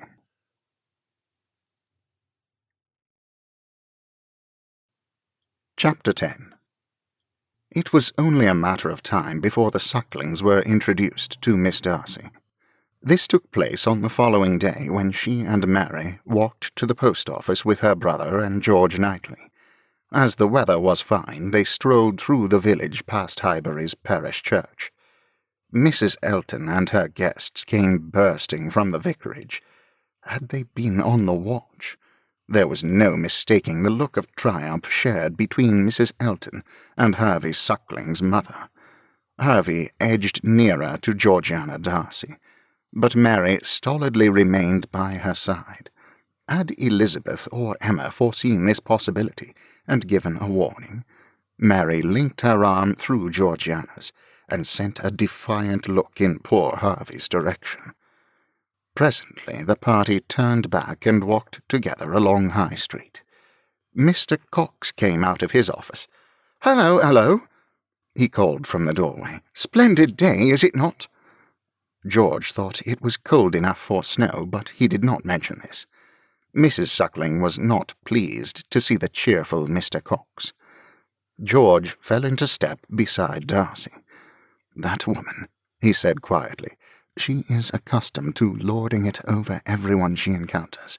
This is not how a gentlewoman behaves, but I expect she neither knows nor cares, and I thought Mrs. Elton's manners were lacking." This drew a laugh from Darcy. It was obvious that Mrs. Elton was studying Georgiana. Presently she called, "Miss Darcy, what say you to a card party?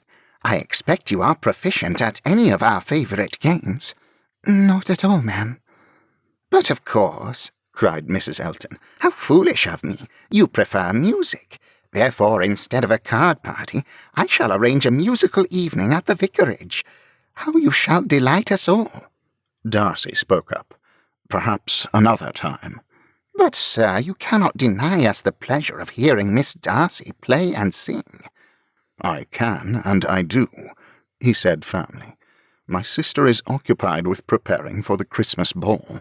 Oh, yes, the ball. I had quite forgotten. George saw her share a glance with Mrs. Suckling. But after, Mrs. Elton went on, do promise that you will spend an evening with us, Miss Darcy. We should so enjoy it. She gave a trilling laugh, but no one else joined in, particularly not Darcy. Later that afternoon, Mrs. Suckling and her son came to Hartfield, and were brought into the drawing-room. Harvey Suckling was big with news. "I have a poem for Miss Darcy," he announced. This created a little stir. Emma signed for tea and sandwiches to be brought in. George settled back to observe. The callers might be irksome, but they were never dull. Shortly thereafter, who should arrive but William Cox? Elizabeth surrendered her seat on the sofa beside Mary. Here was more evidence that she and Emma were at work behind the scenes. "I saw them through my office window," George heard Mr. Cox confide to Mary. "I came at once, just to annoy the old cat." He gave a sidelong glance to Mrs. Suckling. It's plain where her ambition lies. "Did you arrive in time to hear?" said Mary. "Her son has brought a poem for Miss Darcy." "You don't say. He wrote it himself?" "Apparently." Presently Harvey took up a position before the hearth. He unfolded a page and shook back his lank hair. "Gad," muttered Mr. Cox, "it's like he's a blasted red setter. Why the devil hasn't he tied it back?" George saw Mary bite back a smile. "Thoughts upon meeting Miss Darcy," announced Harvey. "I should think," said Mr. Cox quietly, "that a tribute would be private." So did George. Neither he nor William Cox had reckoned with the artistic temperament. Harvey Suckling's voice fairly throbbed with emotion. "He saw Miss Darcy's face more fair, he knew her of broad lands the air, forgot his vows, his faith forswore, Miss Tupman was beloved no more." Here Harvey paused to share a look with his mother. After another toss of the head, he continued, "'Tis an old tale and often told, but did his fate and wish agree? Ne'er had been read in story old of maiden true possessed of gold, so kind, so beautiful as she." There was a short silence. But that is from Marmion," cried Mary Bennet. That scotched Harvey. But to George's surprise, the budding poet was not at all embarrassed. With a smile he shook back his hair. "I adapted it." "Isn't that rather like stealing?" said Mary. "Not at all," he replied loftily. "True genius is to further polish that which cries out for refinement." Mr. Cox's eyes narrowed. "You consider yourself a genius?" Harvey's tone sharpened. "I consider genius to be the refiner's fire of the intellect." William Cox did not bother to conceal his contempt. Later, when tea was served, he spoke again to Mary. George gave a sidelong glance to Mrs. Bennet. Would she notice this development? That fellow has never done a lick of work in his life, so his poem is cribbed from Marmion, is it? Please disregard my outburst, Mr. Cox. I ought to have verified my suspicion before saying anything, but the provocation was too great. I simply could not help it. This is hardly a court of law. It isn't as if you have perjured yourself. Yes, but I prefer to be certain of the facts before accusing anyone. An unusual viewpoint, but a wise one. This Suckling's a rum fellow. I rather fancy putting his nose out of joint. Any chance old Woodhouse has a copy of Marmion lying about? I have no idea. It does not seem likely, but I will ask Emma. The passage could take some time to locate. As I recall, Marmion has 6 cantos. No need to worry about that. I'm a dab hand at research. Comes with the profession. I would not like to distract you from your work. Mr. Cox shrugged. A capital diversion from the musty old tomes. Jurisprudence tends to be rather dry. But first, we must obtain Marmion. The question is, where? Does the village have a subscription library? William Cox's head came up. We do indeed. Miss Bennet, it is you, not Suckling, who is the genius. George saw Mary's cheeks grow pink. Was it with pleasure? Did Mrs. Bennet notice this exchange of smiles? Huzzah to Elizabeth and Emma! Their work was bearing fruit. Now, if only Mrs. Bennet would transfer her interest to Papa Woodhouse. It was all George could do to keep from gleefully rubbing his hands. Later that night, when the gentlemen joined the ladies in the drawing-room, Darcy was privileged to overhear his wife. Few women could put the screws to Mrs. Bennet with such finesse. A future like Miss Bates? Do you mean me? Certainly not. I shall live with you or with Jane. Not entirely, mamma. What happens when Kitty and Mary find husbands? Then I shall live with them as well. It shall be a give and take. That depends upon whom they marry, said Elizabeth. If their husbands are not as prosperous, as is the case with Mr. Wickham, perhaps there will not be room. Of course they will be prosperous. The idea. It is a possibility.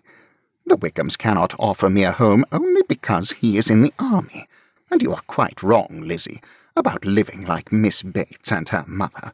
I do have an income, though it is a fraction of what we enjoyed at Longbourn. It is vastly more than what Miss Bates has. Elizabeth kept silent. Well, it is. Darcy saw his wife draw a long breath. Speaking of potential husbands, she said lightly, have you noticed Mr. Cox's interest in Mary? The lawyer? I saw him talking to her. It signifies nothing. Perhaps he likes her. Gracious, no. Why should he? But it makes no difference. What has he to offer her? I expect he lives in rooms above his office. They were smiling and laughing. Were they? That is certainly a first for our Mary. I suspect you were too preoccupied to notice. Very possibly. Mr. Woodhouse was telling me the most amusing tale from his boyhood, about a goose stealing bread from his hand. Did you know that geese have teeth? Elizabeth gave a gurgle of laughter. Do they? According to Henry Woodhouse, yes. His poor hand carries the bite marks to prove it. A hardship indeed. Speaking of hardship, said Mrs. Bennet, my new ball gown has not arrived. So vexatious. My poor nerves. There is always tomorrow morning. Besides, does it matter what you wear? You are not known here. One of your other evening gowns will do as well. Wear a gown that is 2 seasons old, when Mrs. Elton and Mrs. Suckling will be dressed in the latest fashion. Never. They will look down their noses at me. See if they don't. Does their opinion matter? It does to me, Lizzie. I simply must wear my precious gown made by that London modiste, and I shall not have the bad taste to look down my nose at them. Darcy saw his wife conceal a smile. Well, amended Mrs. Bennet, perhaps only a little. There is no harm in that.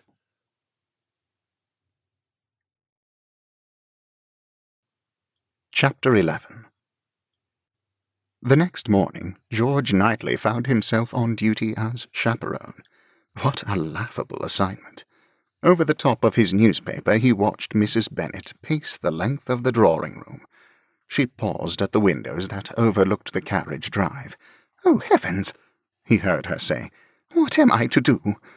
"Does it snow, my dear?" called Mr. Woodhouse. "This is a most unfortunate season for a ball.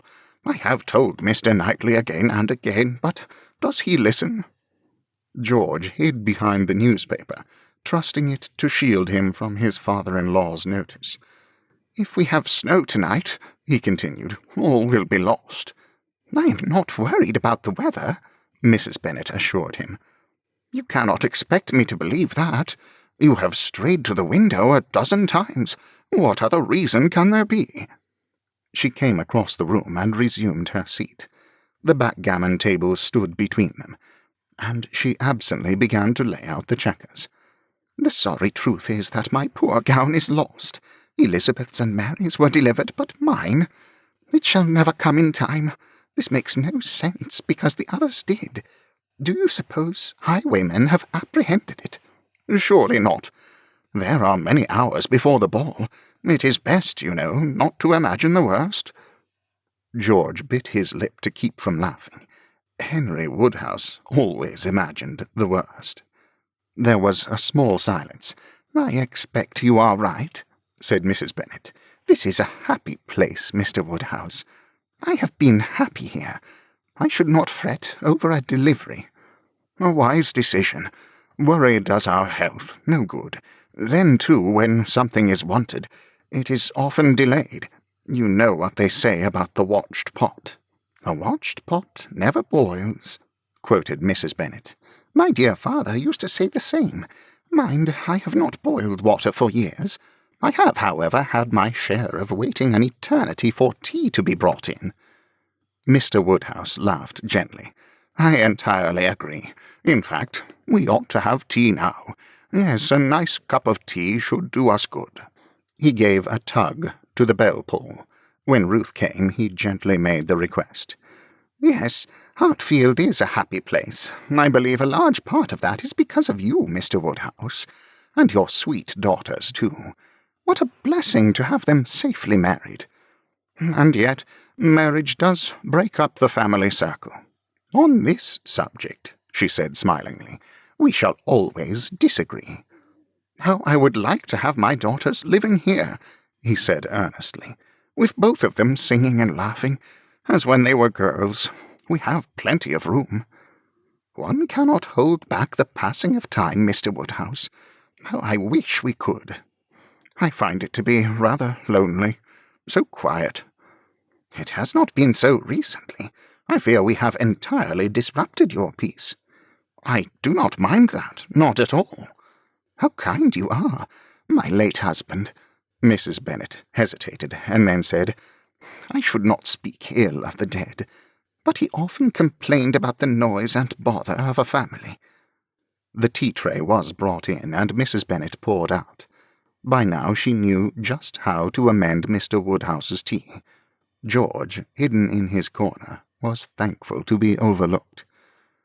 "Do you know," said Mrs. Bennet, "my Lizzie said an unexpected thing. Mamma, she told me, you could be happy here in this house. At first I was inclined to disagree, for who enjoys being advised by someone who is so much younger? But she is right. I shall be sorry to leave on Monday." "As soon as that? My dear Mrs. Bennet, you must stay on. To have travelled so far in such a dangerous season, and not stay longer, is nonsensical. I am at the mercy of Mr. Darcy. He is eager to reach Pemberley before Epiphany. On Monday we travel to London, and then on to Hertfordshire. So far? It does not seem far to Mr. Darcy, but you are right, it is a distance, quite a distance. You ought to stay on. It is no trouble. We have plenty of room. Your Mary should not be deprived of the company of Mr. Cox." Mrs. Bennet lowered her teacup. "Why do you say that?" Henry Woodhouse smiled. "I am an old man, but I have eyes. It is obvious that Mr. Cox likes her." "Does he? Lizzie said the same thing, but I could not believe it. So few gentlemen have an interest in Mary. None, actually. What are his prospects?" "His profession is the same as your father's, a country lawyer, so you would know better than I." Mrs. Bennet sipped her tea, thinking. "When your two youngest do marry," said Mr. Woodhouse, "what shall you do?" "Why, I'll divide my time between them, not Lydia, for her husband is in the army, and they move about, usually in search of cheaper lodgings. Her sisters are well able to host me. I do not like to think of you moving from place to place. According to Lizzie, I am destined to become like Miss Bates, living in rooms in Meryton. Alone? I suppose so. I haven't an aged mother as Miss Bates does.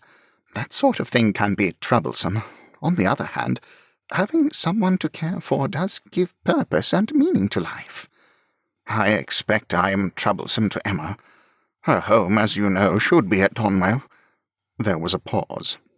"I do not like to think of you living alone."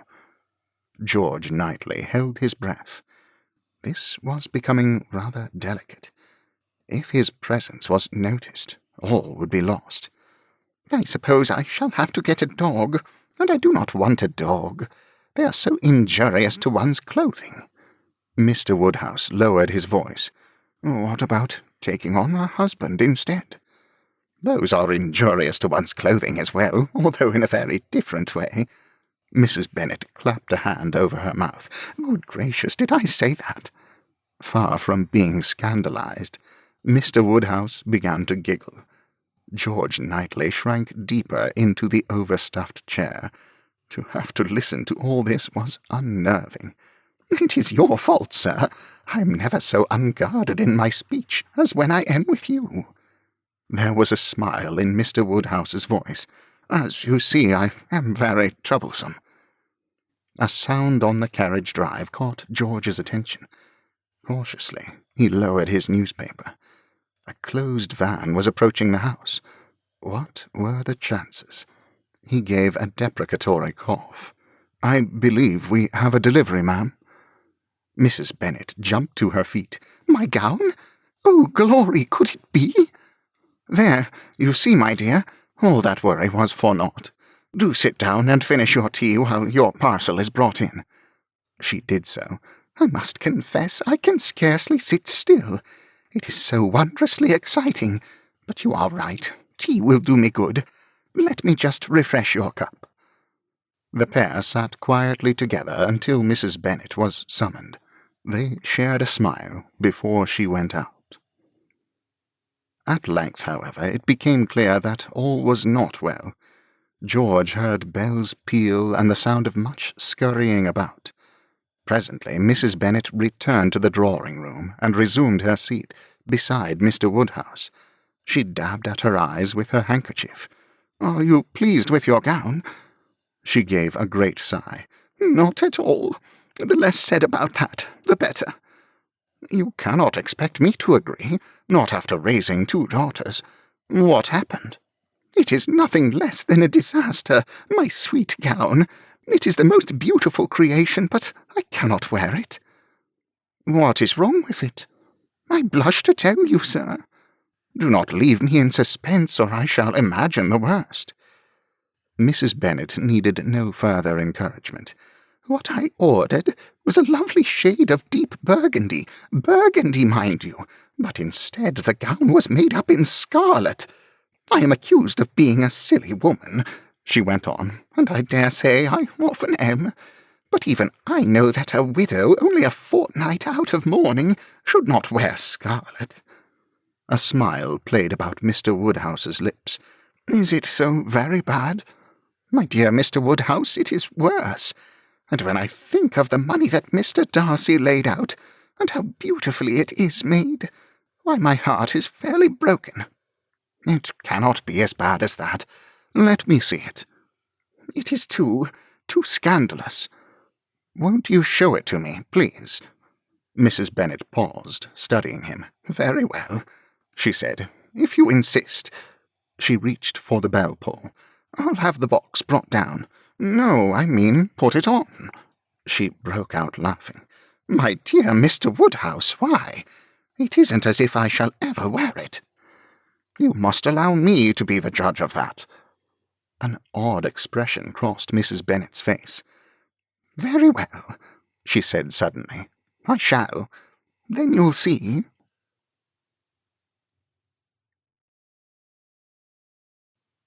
Chapter 12. Emma, John, and Elizabeth Darcy were to gather in Hartfield's library at 11 in order to share a pot of tea, or so George had told the housekeeper.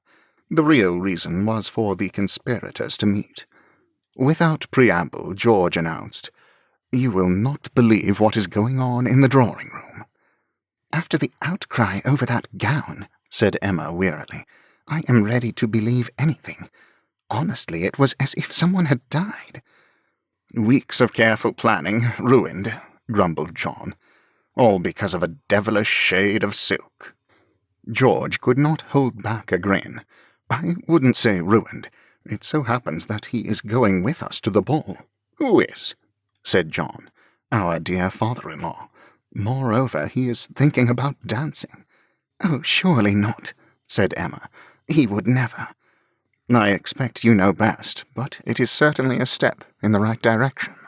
"A step," groaned John. "But Mamma says she cannot attend the ball," said Elizabeth. "She refuses to wear something that is several seasons old, and the new gown is too scandalous." "Not necessarily," said George. "Mr. Woodhouse insisted that the colour is ruby, not scarlet." "That," said John, "is splitting hairs. What is there to discuss? The gown's inappropriate and she won't wear it. Our plans are doomed." "Not according to Mr. Woodhouse. He made her put it on." Emma gave a gasp. "Above stairs in her bedchamber," amended George. "Her intention was to prove that it would not do, that it was too daring." "Why do you say that?" said Elizabeth. George swallowed down a giggle. "When she came in, I thought the poor fellow's eyes would pop from their sockets. Your mother is a beautiful woman, Mrs. Darcy. That ruby colour suits her down to the ground." "It makes no difference what the colour is called," said Emma. "How could Papa excuse it?" "All too easily. He showed her the ruby ring he wears, and he mentioned a set of rubies kept in a vault or some such place." "Not the hideous parure of grandmamma's. Who would wear those antiquated pieces?" "Mrs. Bennet would. That gown would show them off admirably. Pigeon's blood red, they call that colour." Emma was aghast.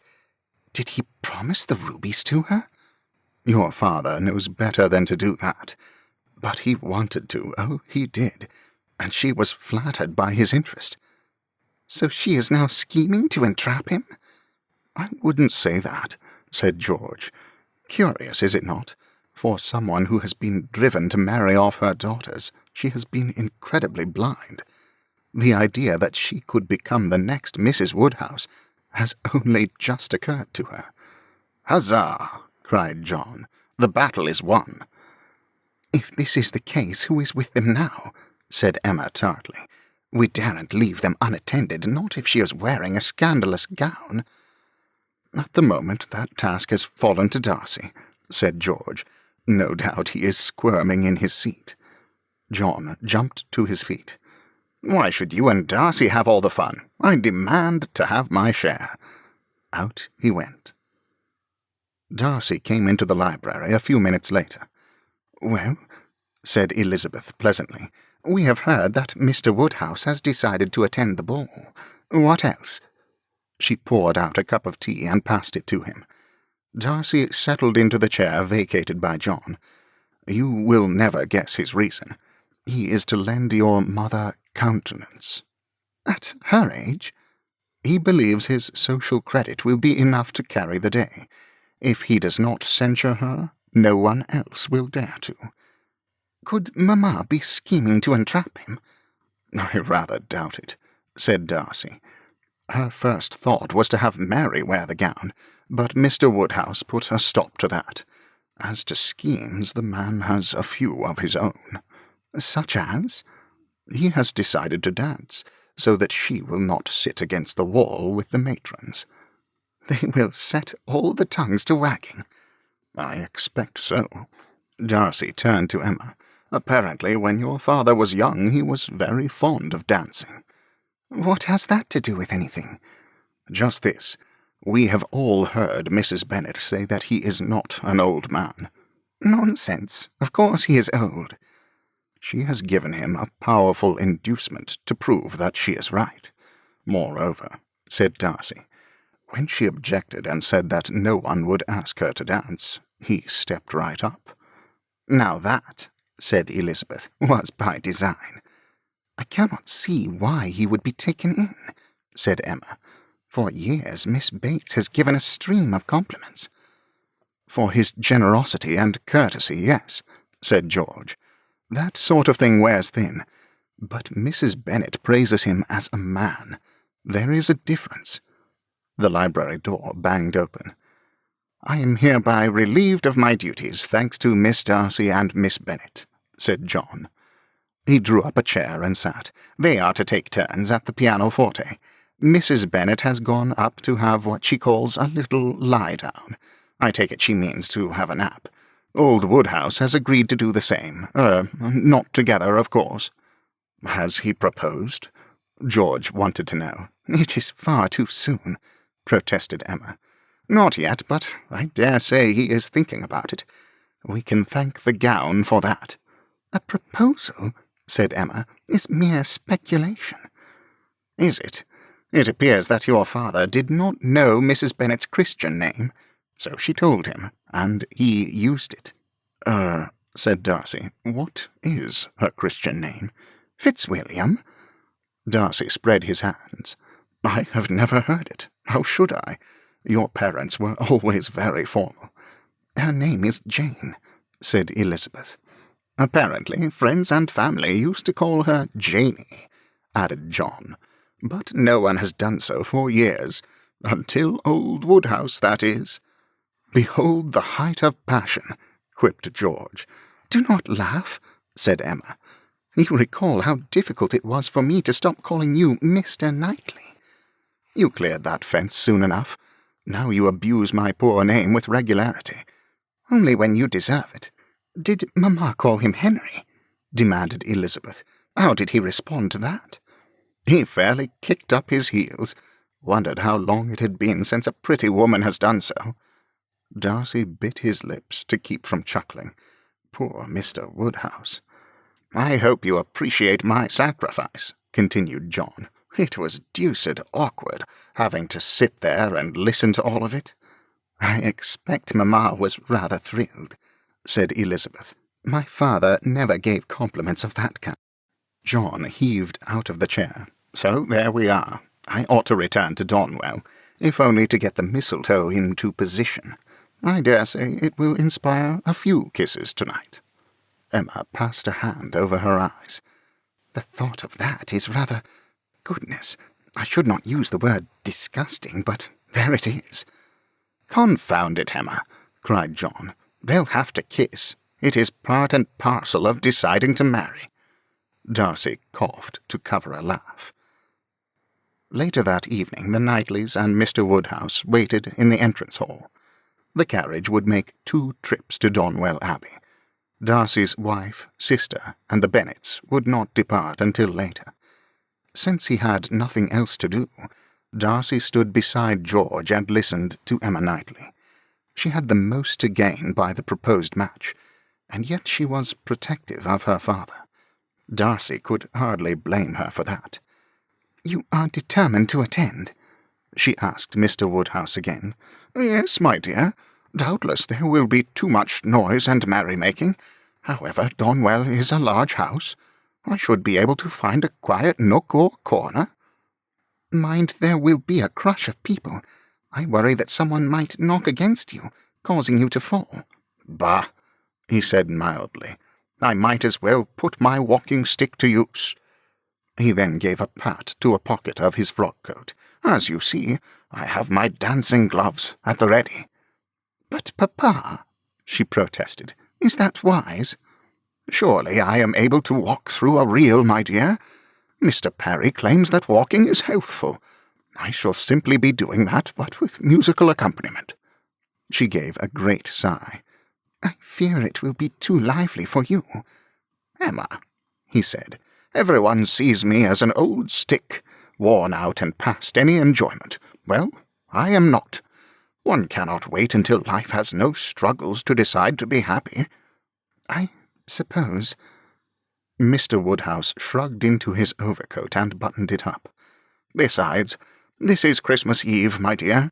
It is only fitting that we are merry." With a word of thanks he accepted his hat from the footman. Emma adjusted the position of his muffler. "Happy Christmas, Papa." George Knightley offered an arm to his wife. "A happy Christmas indeed." "George," she whispered, "he'll fall. Is it icy out?" "I think not. It is frightfully cold." He opened the door and looked out. The sound of horses and wheels drifted in, and here we are. "Mr. Woodhouse, would you care to lead the way?" There was a sprightly hop in Mr. Woodhouse's step. He did not employ his walking stick. At the threshold he turned back. "Yes, it is cold, but there is no snow, and as Miss Bates has reminded us, our carriage does have sheepskin, although," he added with an impish twinkle, "dear Janey Bennet will need more than that to keep warm." "Papa!" Mr. Woodhouse gave a gentle chuckle and went out into the night. The carriage made the return from Donwell in less than an hour. As Darcy expected, his mother-in-law was the last to descend the entrance hall. She would certainly turn heads tonight. "Now, Mary," said Mrs. Bennet as she came, "if an eligible gentleman shows interest, you must exert yourself. It does no harm to show more affection than you feel." "Georgiana and I shall bear one another company," said Mary primly, "lest any unwelcome strangers encroach. As for fixing a gentleman's interest, I should say that the same applies to you." "Bless me, why?" "As if you did not know," said Mary. Mrs. Bennet changed the subject. "After all the trouble I have been through, it would be a great shame to trip over my hem and tear it." She crossed the hall to examine her image in the long looking-glass, and gave a touch to her hair. Here was no ruffled cap, but a tasteful garland of leaves fashioned in ruby silk. "I have never worn such an exquisite gown," said Mrs. Bennet. "Mary and Miss Darcy," she added kindly, "you also look well. Yes, very well indeed." She accepted her cloak from the footman. "I must say, Lizzie, you are beautifully dressed tonight. The bodice of that gown fits you like a glove." Darcy was in hearty agreement. He could say the same for Mrs. Bennet, but he did not dare. He averted his gaze and took hold of Elizabeth's gloved hand. "Happy Christmas, Mrs. Darcy," he whispered. "Fitzwilliam," she whispered back, "what on earth are we doing? Are we wrong to encourage this match? I cannot bear for her to be unhappy." "Not at all, my love. Your mamma is as merry as a grig." "That is what worries me." "She is well able to fend for herself. You and I shall have all we can do to guard Georgiana from young Suckling's advances. Oh, heavens! I'd forgotten him. It is better said that he should not forget me. Let him push one of his paltry poems onto her, or arrange a private tete-a-tete, and he shall feel my wrath." Elizabeth gave a delicious gurgle of laughter.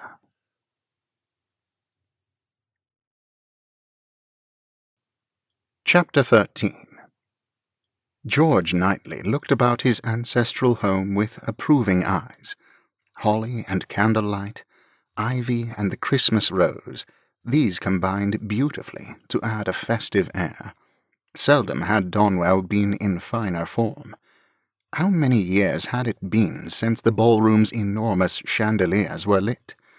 This ball was very overdue. Great fires roared in each hearth, further emphasizing the Christmas season. George could see that his brother had been busy. Suspended over the ballroom's mantelpieces were generous sprigs of mistletoe. Guests were now arriving, and the ballroom hummed with conversation. What was it about the holiday season that lifted the spirits?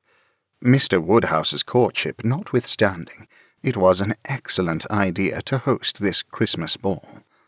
The man himself now occupied a seat before the fire, which was hardly a surprise. The chair opposite held his walking stick. Obviously, this was reserved for Mrs. Bennet.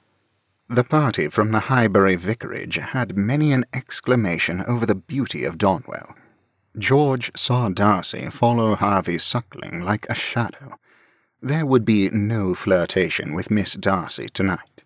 George was mindful to greet each of his guests, with many a surreptitious look to Mr. Woodhouse. He ought to be standing with the rest of his family, but the temptation to observe his father-in-law was too much. He watched as Mrs. Suckling approached the hearth where Mr. Woodhouse sat. Her evening gown, a vibrant orange creation, was no doubt the latest mode. Without a thought, Mrs. Suckling firmly set the walking-stick aside and settled into the reserved chair. George knew that Mr. Woodhouse was too well-mannered to reprimand her. However, when Mrs. Bennet arrived, he surrendered his seat and brought forward another chair for himself. He sat close beside her, rather to Mrs. Suckling's irritation. Oh ho! Had the widowed Mrs. Suckling decided that Henry Woodhouse was fair game? Was she casting her hat into the matchmaking ring? If so, she had another think coming. Janie Bennet looked remarkably well this evening. That gown erased years from her figure, and she knew it. Presently the musicians tuned their instruments, and a wave of excitement filled the ballroom. La Belle Assemblée marche signaled the dancers to take their positions. There would be no surprises here. By arrangement, Emma and George would open the ball, with Darcy and Georgiana as second couple. Harvey Suckling's disappointment was unmistakable. Darcy's wife stood smilingly beside Harvey until he relented and took her as a partner. Mr. Cox led Mary into the set. The second dance, chosen by George, was a gentle Scotch reel. With many a smile, Mr. Woodhouse and Mrs. Bennet took up their positions. Bonny Highland Laddie was the perfect choice. As expected, there were many smiles. Yes, the pair created quite the sensation. Mrs. Elton's expression was sour, and so was Harvey's, for Mr. Cox had stolen a march on him with Miss Darcy. Politeness demanded that Harvey take Mary Bennet as partner, but he was not happy about it. At the end of the dance, Mr. Woodhouse and Mrs. Bennet retired to their seats before the fire. The Earl Breadalbane's reel was requested by Emma. As planned, Darcy danced with her, right beside Harvey and Miss Darcy. Darcy's stern gaze was unsmiling, and George saw Harvey stumble several times. Presently there was a short interval. John strolled up, wearing an expression George recognized. "You look unusually pleased," he remarked. "How is Mr. Woodhouse faring?" "Nicely. I have no idea where he is now, but I did see him eyeing the kissing bough. You can thank me later." Emma came rushing up. "Where is Papa? I cannot find him anywhere. Do you suppose he has fallen?" Isabella joined them in time to hear this. "Not at all, dearest," she said. "Because of the snow, I had Mrs. Hodges order the carriage." "Snow?" cried Emma.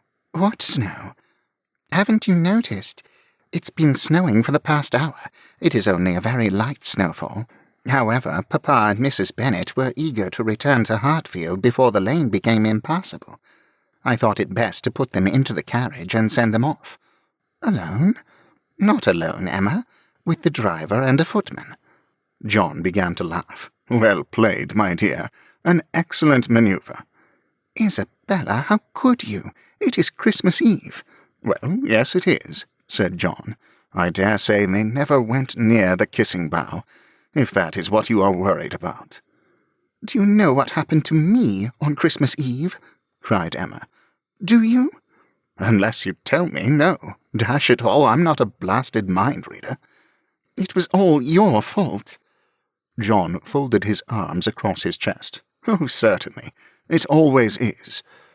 "Exactly 1 year ago tonight, you bundled me into the carriage at Randall's with Mr. Elton because of the snow.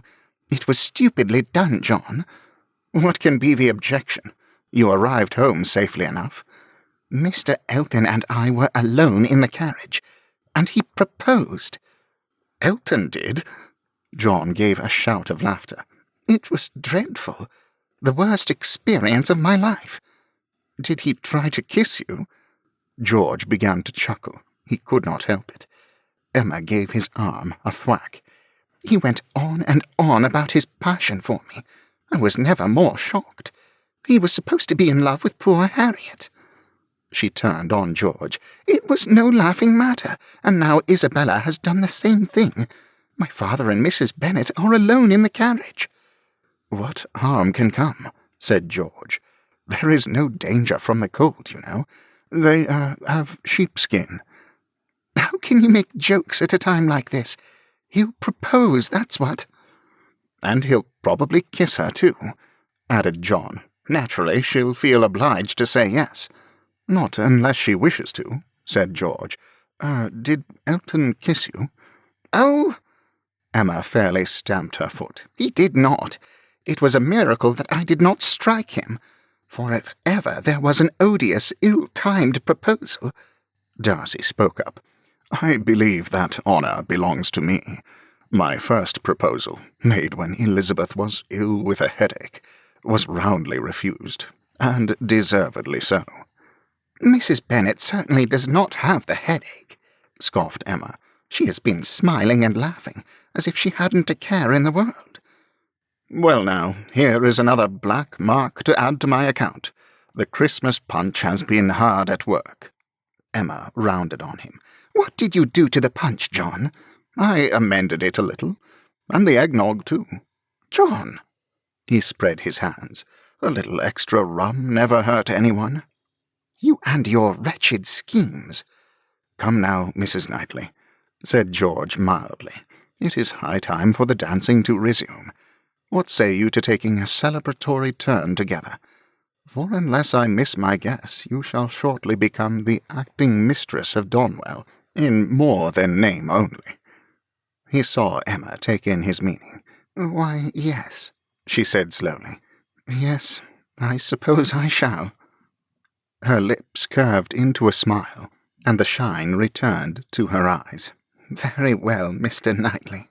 I accept, provided that you have not imbibed multiple servings of John's horrid punch." "Fortunately, I have been too occupied to do so." Smiling, he bowed over his wife's hand, and led her into the set.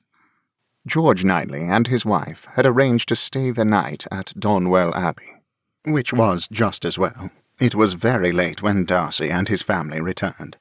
The Highbury mansion was quiet. News of an engagement would have to wait until the following morning. Even then, it was evident that something had transpired during the fateful drive through the snow, for Mr. Woodhouse and Mrs. Bennet smiled and laughed more than ever.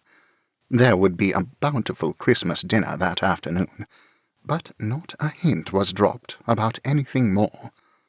For a woman of Mrs. Bennet's temperament, Darcy thought such restraint was rather remarkable.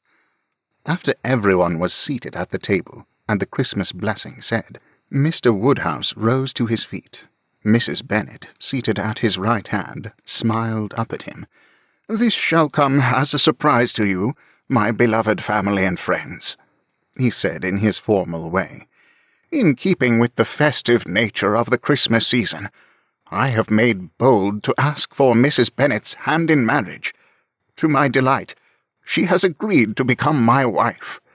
He looked so pleased and in such good health that even Miss Bates made no objection.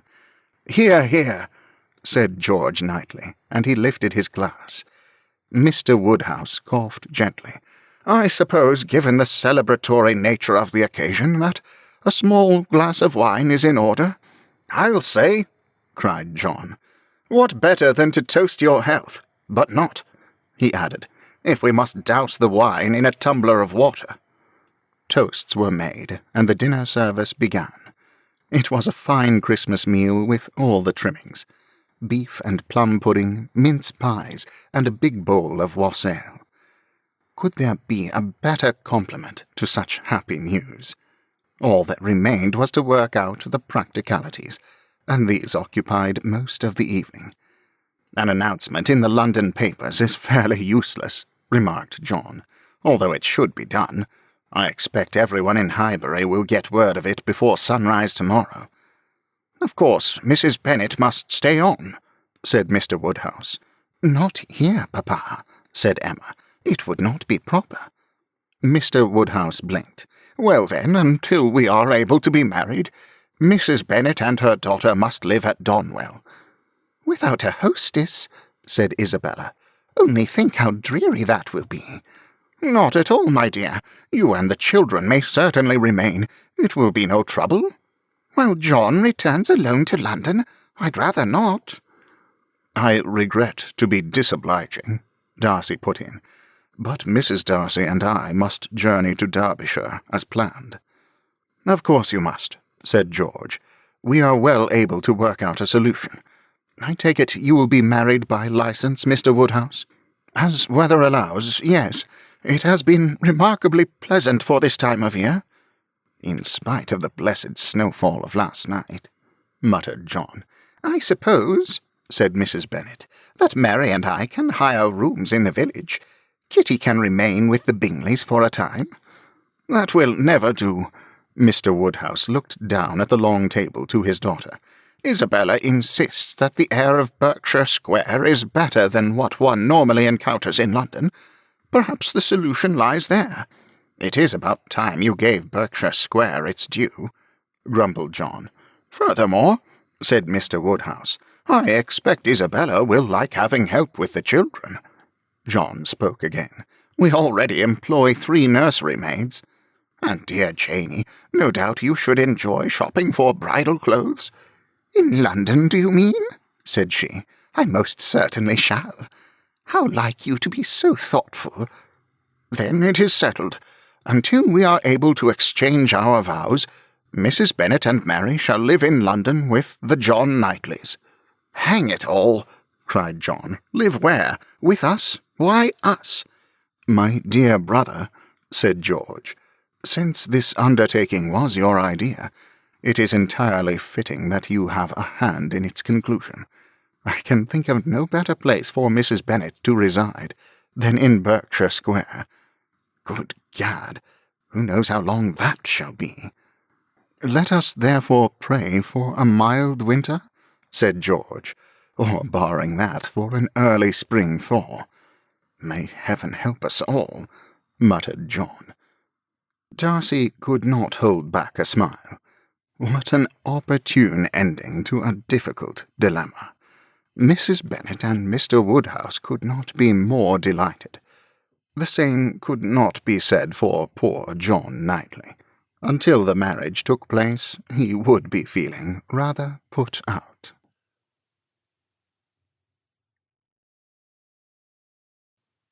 This has been In Want of a Wife, written by Laura Hile. Copyright 2022 by Laura Hile.